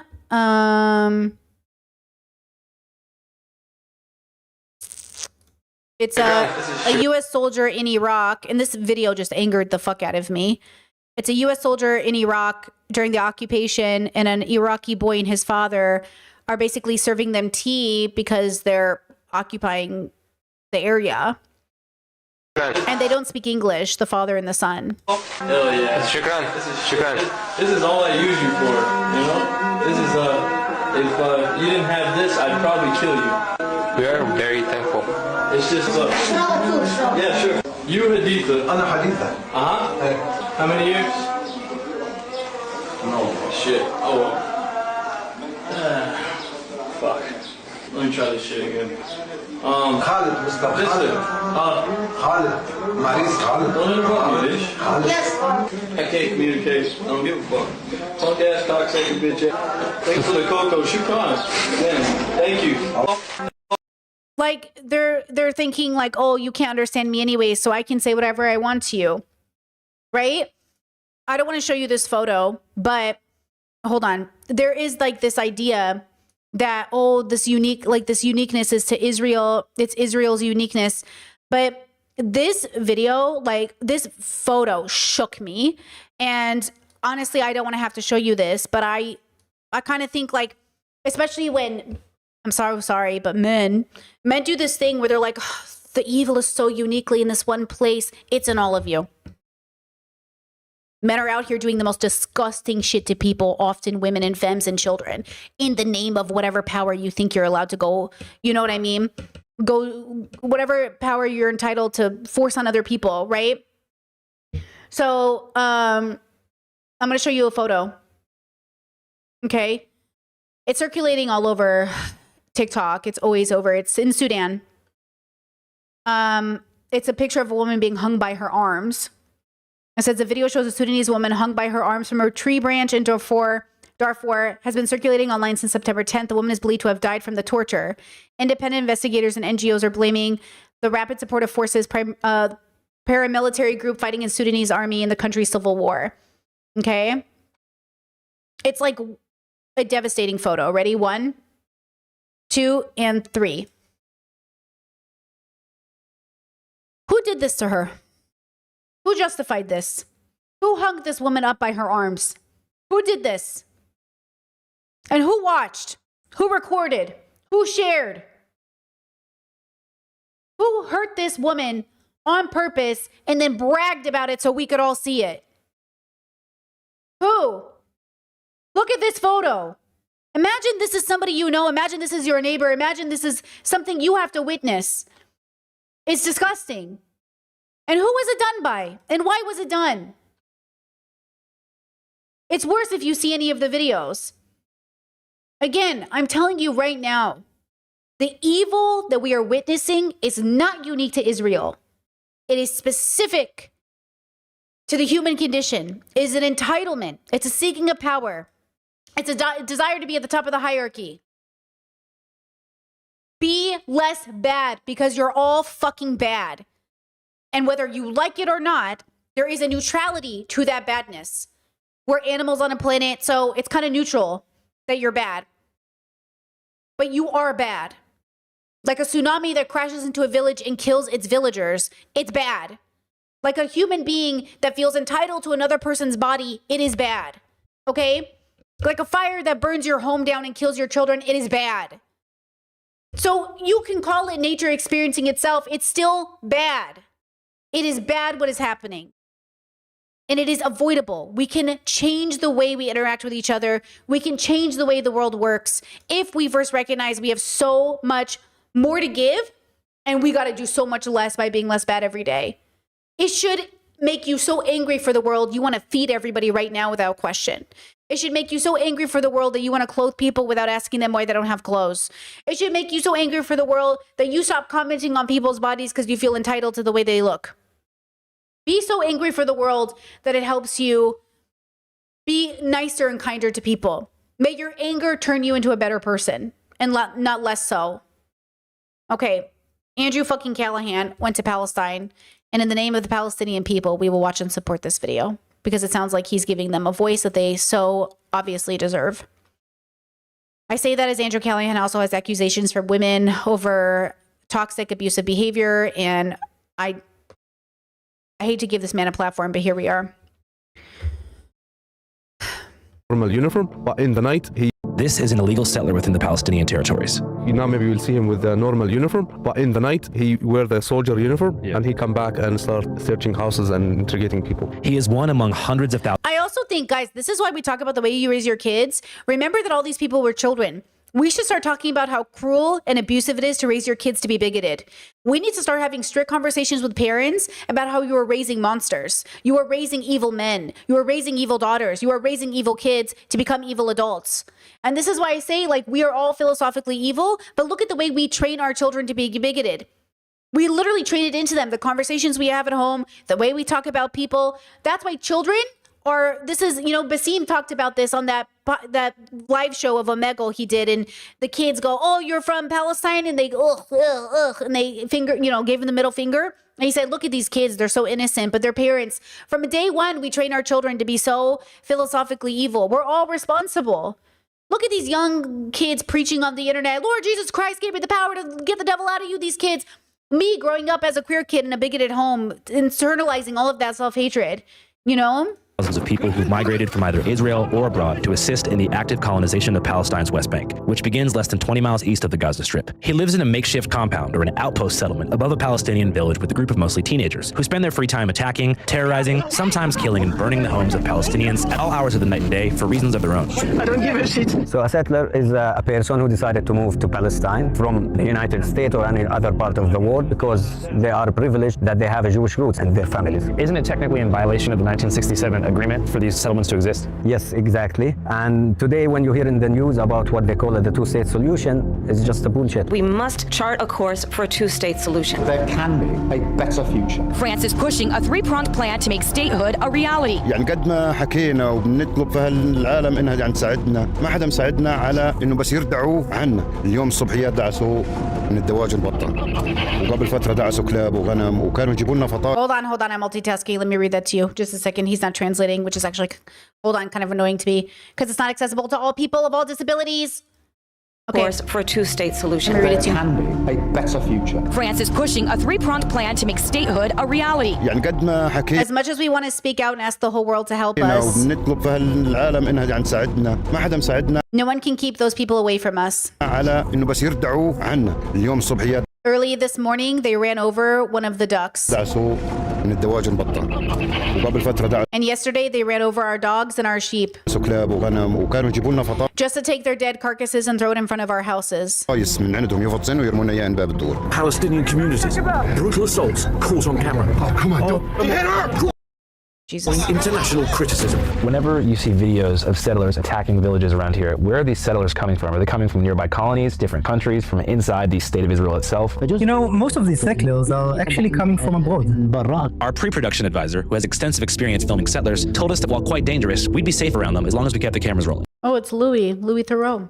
Your camera will have an almost prophylactic effect. To some extent, a cone of safety, because the settlers and the IDF who are protecting them don't want to be filmed. At this exact moment, he is thought to be brandishing a firearm, likely a handgun provided by the Israeli army at the direction of the country's Minister of National Security, Itamar Ben-Gvir, an outspoken religious supremacist who believes in the total annexation of historic Judea, as it was once called within the Kingdom of Israel over 2,700 years ago.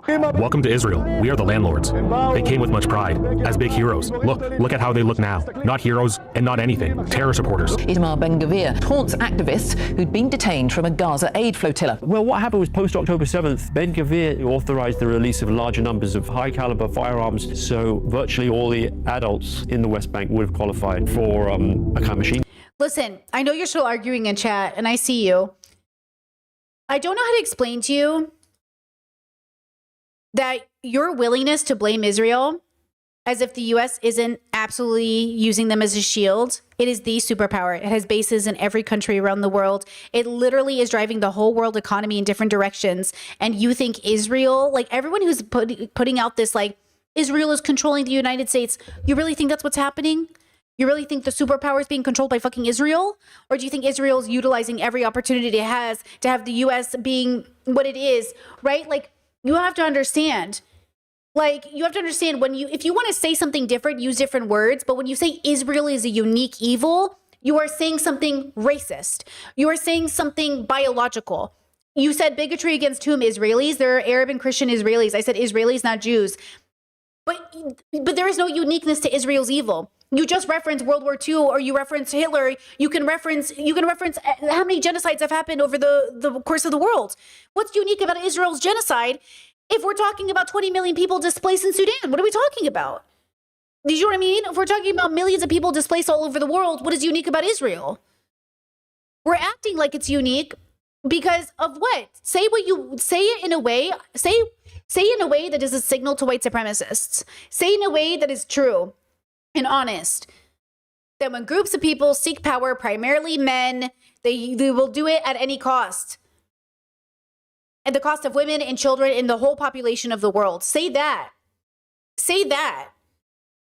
Don't say something unique about Israel, because it takes away any of the responsibility from anyone else committing any atrocity right now that's happening. And what did Sudan say?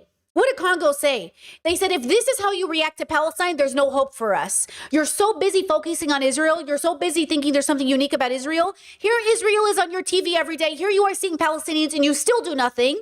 What's going to happen to us? While you focus on this unique evil Israel, you buy into the narrative that nobody else matters.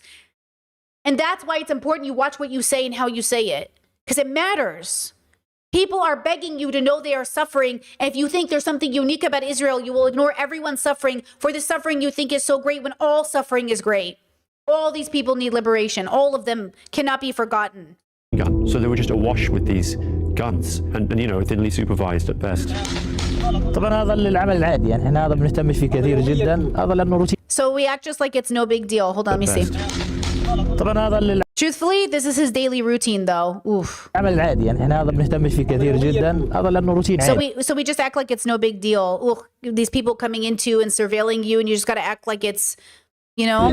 The villagers say they're doing their best to ignore the kid because taking the bait in any way could be a fatal mistake. The settler, they say, is on an intimidation See, they egg you on.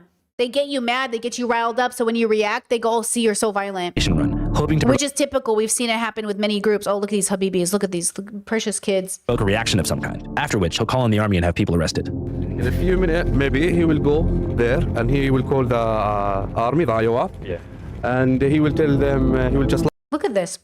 Look at this. like people are attacking me, and there is also visitors also try to attacking me, so to make it more complicated for the people here. هو الحين حزمه The only thing we can do is ignore this guy. عشان احنا ما سوينا شيء. مو قلت له كل شيء أي شيء. Otherwise, they'll come and arrest everybody. شوفوه بيعتقلوه وحشي ولا زيها في. It's violence like you've never seen. أي شيء بيلقوه بياخذوه. We want it to stop. Villagers say that the Israeli soldiers who arrived shortly after to make baseless arrests are typically just outpost settlers themselves in different outfits, which makes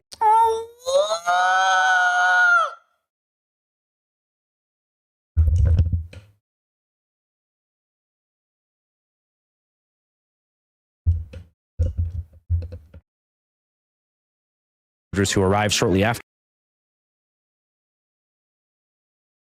to make baseless arrests are typically He's so sad. Oh, he looks so much like my nephew. Oh, he looks so much like my nephew. He's so sad. Look how scared he is. just outpost settlers themselves in different outfits, which may seem a bit strange unless you get what this whole routine is about. It's about clearing the area by any means necessary. And as for the settlers, they've been given a broader license to kill than Klansmen who enacted racial terror in the American South after the Civil War, with 95% of police investigations immediately dismissed and not a single jail sentence ever handed down to an Israeli settler involved in the murder of a Palestinian. He can do whatever he wants. He can raid this motorbike or whatever. He can have sheep. He can build whatever he wants. He can do whatever he wants. And all of this, and I mean all of this, is funded by U.S. tax dollars. I think it's allowed us to do Exactly. enormous things. That really is a great honor. But on a brighter note, welcome to our Palestine series. You're watching Channel 5.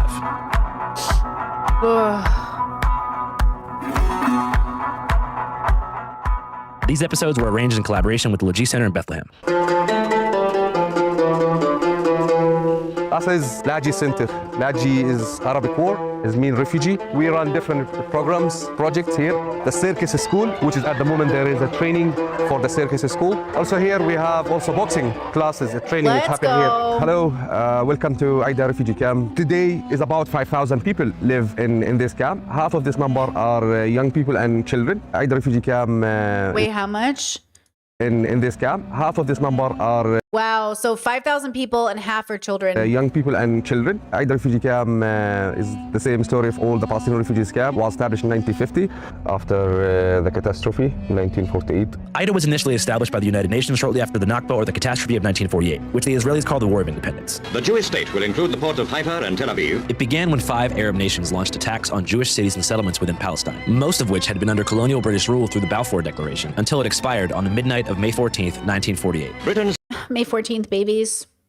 It's my birthday. civic administration is expected to withdraw by May. The State of Israel, or the Jewish state, was declared the very next morning along the lines of a partition plan approved by the UN a year prior. The plan was accepted by 33 votes to 13. This sparked outrage within the Arab world, jump-starting an inevitable conflict and causing Jordan, Iraq, Lebanon, Syria, Shout and out their to Jordan. Palestinian counterparts to invade, but they were not successful. Israel ultimately won the war, and as a means of collective punishment, they created the Nakba, the catastrophe, forcing 750,000 Palestinians from their homes and onto places like the West Bank and Gaza Strip. Here, 27 names of the villages, which is the families who live in Aida camp, they came originally from. For lots of families, they're still keeping the key, and even though they knows all their houses destroyed it in 1948, but it still gives them a hope that one day they will back again to their homes.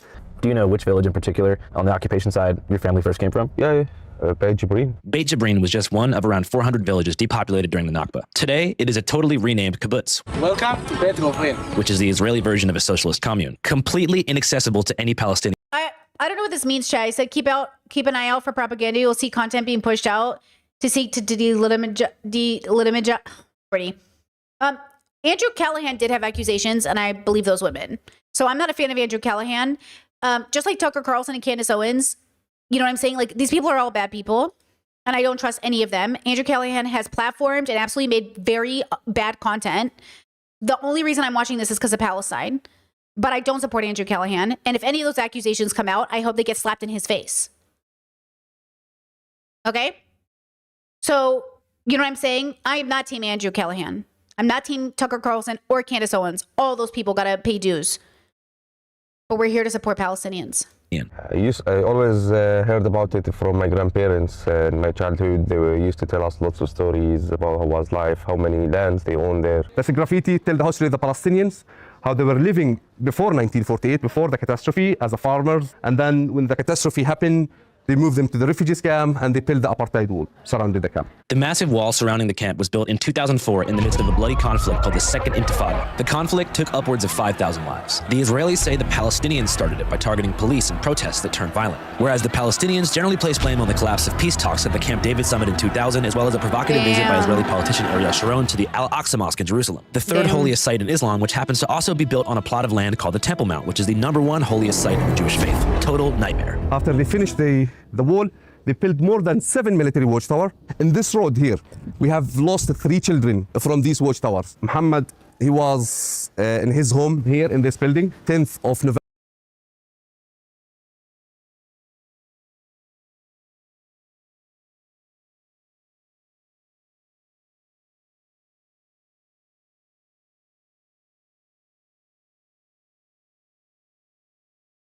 Okay, Habibi, please, you're in my chat again.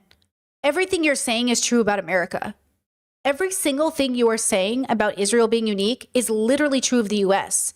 Sitting and watching neighborhoods burn? Check. You act like black people don't exist in the US, like their homes weren't targeted and burned down for entertainment. You act like Black Wall Street didn't exist and the Tulsa riots didn't exist, and you act like people didn't come over and hang people for fun. You act like shit's not happening every day. You act like cops don't sit here and for fun target people of color. You're acting like there isn't an ethnic cleansing happening in the US constantly. You know what I mean? Like, I don't know why you're in my chat fighting so hard. Didn't you just say you were going to be quiet for a while? Like, I feel like you're doing this thing where, like, I understand you're learning, but I just want to make it clear, like, you are fighting shadows in this chat. Like, we know more than you, or we're more left of you. So our perception of what is a genocide or what is a cleansing is already happening. You know what I mean? That's why we look at Israel and, like, we're like, okay, what's the bigger picture here? It's obviously men, power, hierarchy, dominance, destruction, entitlement. You know what I mean? I just want you to think about that. Like, think about that idea. And then look how we're funding it.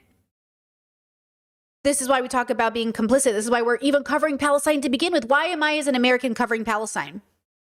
So I don't sit here complicit in what my government is doing. Why do we talk about people of color and marginalized people? Because it's happening all over the world. You know, anti-blackness is a global phenomenon. Talk about a global genocide. You know what I mean? So that's what we're talking about here. We're talking about there is an evil that is a human evil, and it is not unique to Israel. And if we do not pay attention to that, we will not heal the world, because all you'll say is we'll destroy Israel. We'll get rid of all the Israelis and then it will get fixed. It won't get fixed. We can't. That's not the point. That's not how we fix things. That's how men think we should fix things, because they've been trained by patriarchy. But we're not going to fix that. We're not going to fix the world that way. November 23, he was killed from the watchtower in front of us by a sniper. He shot him a live bullet in his chest. He did nothing. He was bleeding for 10 minutes. Then the father decided to take him inside the car and take him to the hospital. When he drove down, another group of soldiers stopped the car. They took the body outside of the car and they arrested the father. They didn't give any first aid even to his child. After that, they took him to the military base. The Israeli commander called his father and he told him, come pick your son. And he doesn't know what's his situation. When they gave him his son, even they didn't come with the ambulance. They came with a normal truck. And he was in a plastic bag and they threw him in the ground and the soldier left. is not more than training for their soldiers. Places like Aida were never supposed to be It's not more than training for their soldiers. It's like they're playing games with their lives. permanent. According to UN Resolution 194, which was signed by Israel, Nakba refugees would eventually be given safe passage back to their villages, and those who chose not to return would be given compensation in the form of a reparations package. But that resolution, just in paper, nothing changed. After more than 77 years under this colonization, we're still looking forward to go back to our home villages. Of course. I tell Musa that we'd like to see some of the illegal settlements that people have been talking about. 22 new illegal Yeah, and thank you to chat for bringing up indigenous people, tribal lands. They said if you ever been to tribal lands or reserves, you'll notice how so much similar behavior. Like, we're talking about Canada now trying to make rights, Catholic Church trying to make rights for what they did to indigenous people. Like, America was founded on a genocide and it hasn't stopped, because that's why they're funding Israel. That's what I'm saying. The U.S. is complicit in a genocide because they really do think like better them than us. That's most people. Most people are like, hey, better them than us. And I'm sitting here like, how about nobody? What are you doing? What are you doing? Why are we doing this to each other? settlements on Palestinian land in the occupied West Bank. My only exposure to their existence thus far had been through Louis Theroux's recent documentary, Settlers, where he was able to gain rare access behind the curtain of these ultra-nationalist enclaves, which he claims contain people even more extreme than those he interviewed in South Africa after apartheid. I'm so uncomfortable using the word Palestinian because I don't think that it exists. Just the lethality of it and the extent to which the objective of the settlers is to... Just for him to be able to say Palestinian doesn't exist is such a, like, it's such a anti-historical it's so interesting to me. But it's the same thing when people say, I just don't think gay people exist or trans people exist. There's a trans genocide like happening. They are literally working so hard to take away civil rights or any kind of legality from LGBT people. Like, what do you think that is? What do you think it is when people are, you know what I'm saying? Like, this is why this all connects to everything: eugenics, the white race, the perfect body, the most healthy person, the ideal whatever. Like, this is why when people say like, I just don't think you exist, it's like, what do you mean you don't think I'm right here? I'm literally right here. I'm telling you I exist. I'm right here. And they're like, no. If anything, they say their invisible God exists more than the people standing right in front of them. That's how crazy things are. But at the end of the day, this is political. At the end of the day, this is about entitlement. Netanyahu said he would rather be Genghis Khan than Jesus Christ. I don't need to hear anything else. Genghis Khan? What are we talking about? For many of them, it's to drive the Palestinians out. Like under apartheid, the white South Africans, they didn't tend to say like, we want to drive the Africans, the black Africans out. You can have Johannesburg. Is that Johannesburg? Yeah. Okay, I give it to you tonight. Okay. They wanted to subject them to a punitive and degrading legal regime, but they weren't routinely, as I understand it, every day. I mean, I want to be careful how I say it because I don't want to be appear to minimizing any aspect of apartheid. But what I saw in the West Bank was a life that was day-to-day unlivable, where you couldn't really, endless check, hours to get anywhere if you could get anywhere. A sense in which you were just a stranger in your own land. How much time are you going to stay in Israel? Hang on, but I don't think we're in Israel. Are we in Israel? You're in Israel now? Are we? Yes.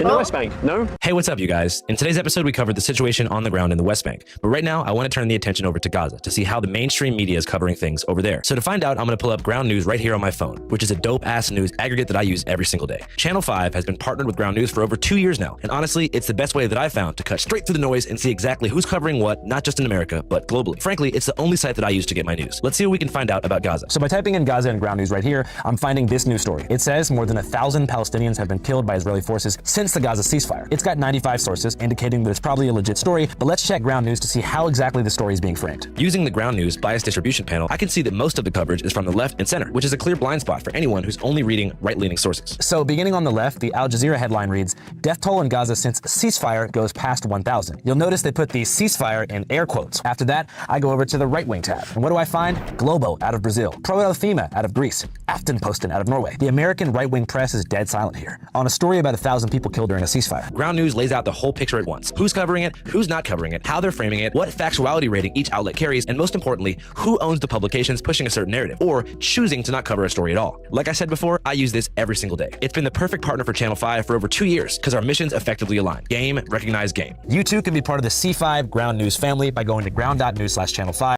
Great point, Jazz says, let's remember the white South Africans say they are the real Africans. Occupiers don't need history or facts to build their myth of violence. Exactly my point. Exactly my point. They feel entitled to it. Even in the US, they go, oh, well, I'm sorry we won. I'm sorry we got better than the natives. Oh, I'm sorry they couldn't fight for their, like, I'm sorry we're better. It's like, bro. I've currently available in the description box and pinned comment of this video. Or you can scan the QR code on screen right now, and you're gonna get 40% off the Vantage plan. Again, that's ground.news/channel 5. I think by now, you know what to do. All right, back to Palestine. Musa says that while there are some settlements around Ida and Bethlehem, if you look there, this is one of the closest colony to Ida camp. It's called Gilo. And this is why it was so fucking unnecessary for Hila to go to Israel and to film it. This is people in my, so, oh my God, on my Bert commentary channel. People are like, I subscribe for your Taylor catastrophe video, but I'm unsubscribing for your Hila Klein hate. Hila was born in Israel. What do you want her to do? I was like, not film it? Go visit your family, girl. We don't need to know. You know what I'm saying? Go visit your family. I get it. I miss my family too, but don't tell us. Don't brag. Don't show us Israeli beaches and food and restaurants and be like, is Israel so great? Like, homie, you're committing a genocide. She says she's pro-Palestinian, then why are you showing me Israeli beaches? Why are you showing me Israel like it's this great, wonderful place? You know what I'm saying? If I went home to the US, I wouldn't be, you know, hey guys, back home, really miss America, USA, USA. Like, come on now. It would be so tone deaf. What are we doing? I think YouTubers forget, content creators forget. We don't need to know you went back home. We don't need to know that you took a shit. We don't need to know everything about your life. You're allowed to go home to visit your family and we don't need to know about it. But you're bragging. You're saying, oh, it's been 5 years since I've been to Israel. I can't wait to go to Israel. Israel, Israel, Israel, Israel, Israel. It's like, Jesus Christ. Are you going home to a land or are you going home to a people? Like, are you going to see your family? Like, you know what I'm saying? Why are you talking about? We don't need to know. It's her deliberate choice to show it to her followers, to show it to us. She knew she was going to get dragged and she knows it sends a message. She's doing PR for Israel, whether she likes it or not. So don't come to me and be like, I'm pro-Palestinian. I believe in Palestinian liberation. Because her fans are in my chat like, Brittany, she's so pro-Palestinian liberation. Okay, then why are you showing me Israel? It's not helping Israel's cause here. It's not helping it is helping Israel's cause. Sorry. It's not making Israel look any better, but it is helping their cause. our best bet to get a true candid look at an urban landscape ripped apart by settlements would be about an hour south in the city of Hebron. So we hopped in the car and went for a drive. So this is an Israeli colony. And all the way to Hebron from now or even before. Okay, stop. You're going to piss me off. Listen, you said to call it unique is historically wrong, and I'm sorry. It's wrong and it pisses me off. It is arguably the worst thing happening right now. Stop saying that.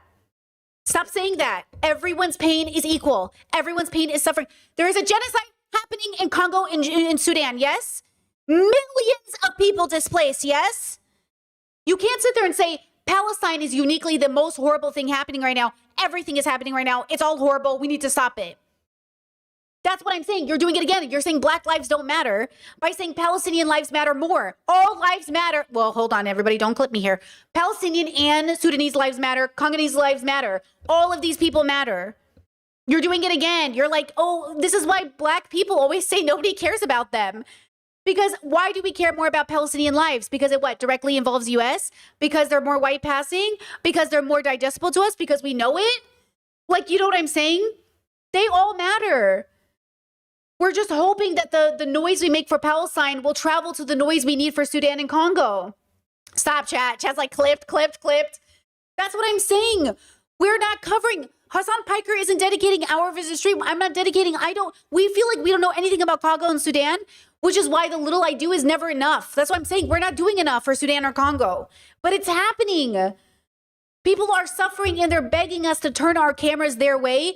And we can't because we're in our chat saying, oh, this tragedy is the most intense. It's all devastating. It's all horrible. We should care about all of these people. All of these people matter. Everybody matters.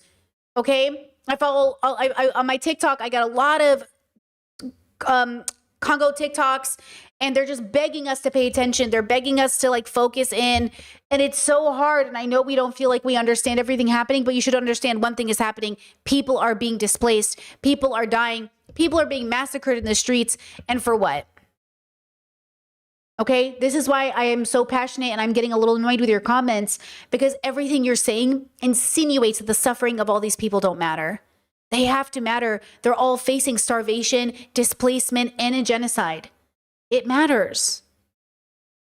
You're gonna see a lot of Zionist colonies when it's not legal according to the agreements. He says that it might take us up to 5 hours to get there because of the sheer volume of highway checkpoints that have been built by the Israeli military. Today, there's over 800 checkpoints, and their primary purpose is safety, which means keeping Palestinians 800 is crazy. away from settlements and off of the pristine, separate highways they've built between settlements and into mainland Israel for cars with yellow Israeli license plates. But our car had a green Palestinian license plate, which destined us to hours in traffic and potential military detention without cause. And here's why. So back in the 90s, there was something called the Oslo Accords, an alleged peace negotiation between the Israeli state and the Palestinian Authority, which would supposedly end in an amicable two-state solution. During Oslo, and for a 5-year temporary period, the West Bank was divided into 3 administrative zones, Area A, B, and C. Area A, representing 18% of the land, but a far majority of the Palestinian population, was under full control of the PA, Palestinian Authority. Area B, representing 22% of the land and mostly encompassing rural communities and certain sections of Jerusalem, was under the shared control of the PA and the Israeli army. And then Area C, representing a whopping 61% of the land but home to very few human beings, was under full Israeli military occupation. Notice I said temporary because all this land was supposed to be transferred back to the Palestinians by the year 2000. But that same year, peace talks collapsed, sparking the second intifada that I mentioned earlier and keeping these temporary A, B, and C zones in place to this day. What that looks like in 2026 is the dramatic restriction of movement for Palestinians between West Bank Area A cities like Aida Camp / Bethlehem and Hebron, which are only connected through roads that run through Area C under Israeli military law. And of course, it's in these C zones that almost all the settlements exist, which look almost nothing like I thought. I had a vision in my head, likely informed by social media, that most settlers were young, crazy kids on the hilltops like the one that I'd previewed earlier. Yet the colonies that Musa and I drove by, almost every few miles, looked more like gated communities in Scottsdale, Arizona, advertising relatively affordable subdivision-style cul-de-sacs, Like Gwyneth Paltrow doing that ad for Israeli condominiums. spacious homes with swimming pools and nearby access to grocery stores and movie theaters. At that moment, I began to understand what Louis Theroux meant when he talked about the diversity of settlements. I can't say exactly how many settlements there are, but there's a lot. I think more than 100, maybe 200 or 300. Wow. And in addition, there are what are called outposts, which are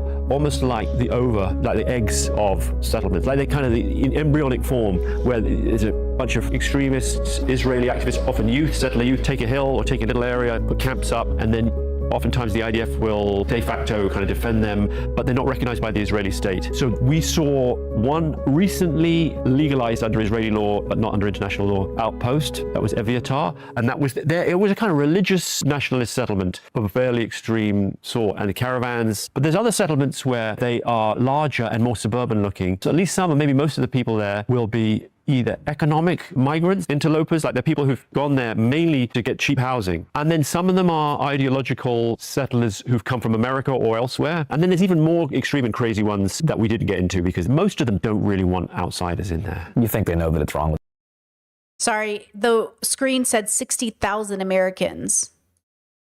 they're doing? They know that the world views it as wrong. As Musa and I drive and are forced to take the long way, And look, psychologically speaking, just like the US invading Iraq or anything else we've ever done in our history, I don't think we understand things are wrong until we do. And I do believe a lot of those Israelis, psychologically speaking, think they're right and think they're doing the right thing. And I've seen Israelis cry. Like I've seen them be so scared for their family and so terrified for their family. And I've seen them be literally be impacted, their health impacted because they're so stressed for their family members. So from that position, I'm very empathetic. And I tell you right now how capable we all are of so much evil. Every single one of us could be just as capable as this. And we've been complicit throughout our history in the US. We've been complicit in all of our countries around the world. Every single one of us in some way is complicit in everything happening in the world. It is the part of it is the part of the human condition that is our most ugly, that we don't want to witness. Where animals on a planet and nature itself has bad or evil impact on the world around us. I know I saw a chatter who was like, sounds pretty spiritual for somebody who thinks there's evil in the world. Evil does come and is often referenced in some spiritual context. But separate from that, it is a philosophical understanding that all of us cause harm. On a spectrum, we must do less bad every day, right?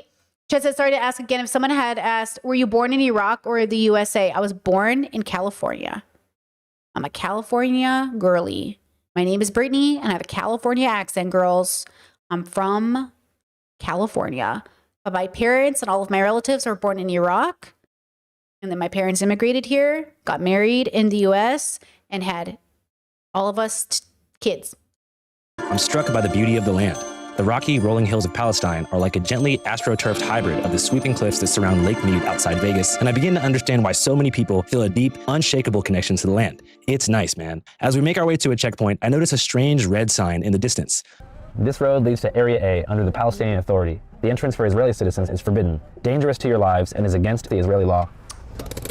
We need to be quick. Musa says it's been put up by the Israeli army as a way to instill fear in mainland visitors and restrict commerce, and that it marks the beginning of an Area A enclave. Across the street, I also notice a bulldozer on a hilltop that appears to be tearing down a local village. The mountain you see on top, it was occupied recently by settlers, and now they are setting up caravans. And you see down the road here, they installed the yellow gate. When they close it, Palestinians who own the agricultural lands, they don't have access to it. I step across the street to get a camcorder shot. The soldier is watching us. English. What are you doing? Oh, taking a video. Fuck. For the crime of taking a camcorder shot of an illegal settlement while in the company of Palestinians within Palestine, I was placed under Israeli detention by 2 teenagers from New Jersey. Shut up. Palestinians within Palestine, I was placed under Israeli detention by 2 teenagers from New Jersey. They couldn't explain the crime, but seemed more than happy to give out the time. If you'd like to see and hear about the next phase of our journey, where I explain the interrogation process, visit the Al Ibrahim Mosque on both sides, and witness the invasion of central Hebron by a group of settlers, head to our Patreon at www.patreon.com/channel5, where you can also see our complete sit-down interview with documentarian Louis Theroux. As many of you guys know, Channel 5 is a completely independent... Yeah, I'm not going to do that, but thank you for bringing attention to the Palestinian cause. I have nothing else good to say about Andrew Callahan, but I appreciate the awareness. Okay. Girls, I'm out of spoons now. I was going to do one more video, but it's like a 45-minute video, so we'll do it tomorrow. Don't lose hope. Be optimistic. Be realistic. Focus on your 6-foot radius. Remember that you're an individual and you exist as a community member. Okay? Give yourself time to rest. Use your privilege for good because you have so much of it. Be less bad every day to the best of your ability. And do your best to stay confident and humble in the face of evil because it really is a part of our nature. And it exists inside of every single one of us. Every single one of us is an animal on a planet trying to survive. And the only hope I have for humanity is the hope that I see in every single one of you, I see in me, is the fact that we can change and we can be better. We can be less bad. And that is so meaningful. I mean, that really is everything. It really is the only thing that matters. Is that we know we can change, and so the world can change. Okay? All right. I'll see you tomorrow. Take care of yourselves and hug your loved ones if you can, because it's really important that we do it for the short time we have on Earth. I'm going to go hug my cat and my partner right now. All right. See you tomorrow. Bye.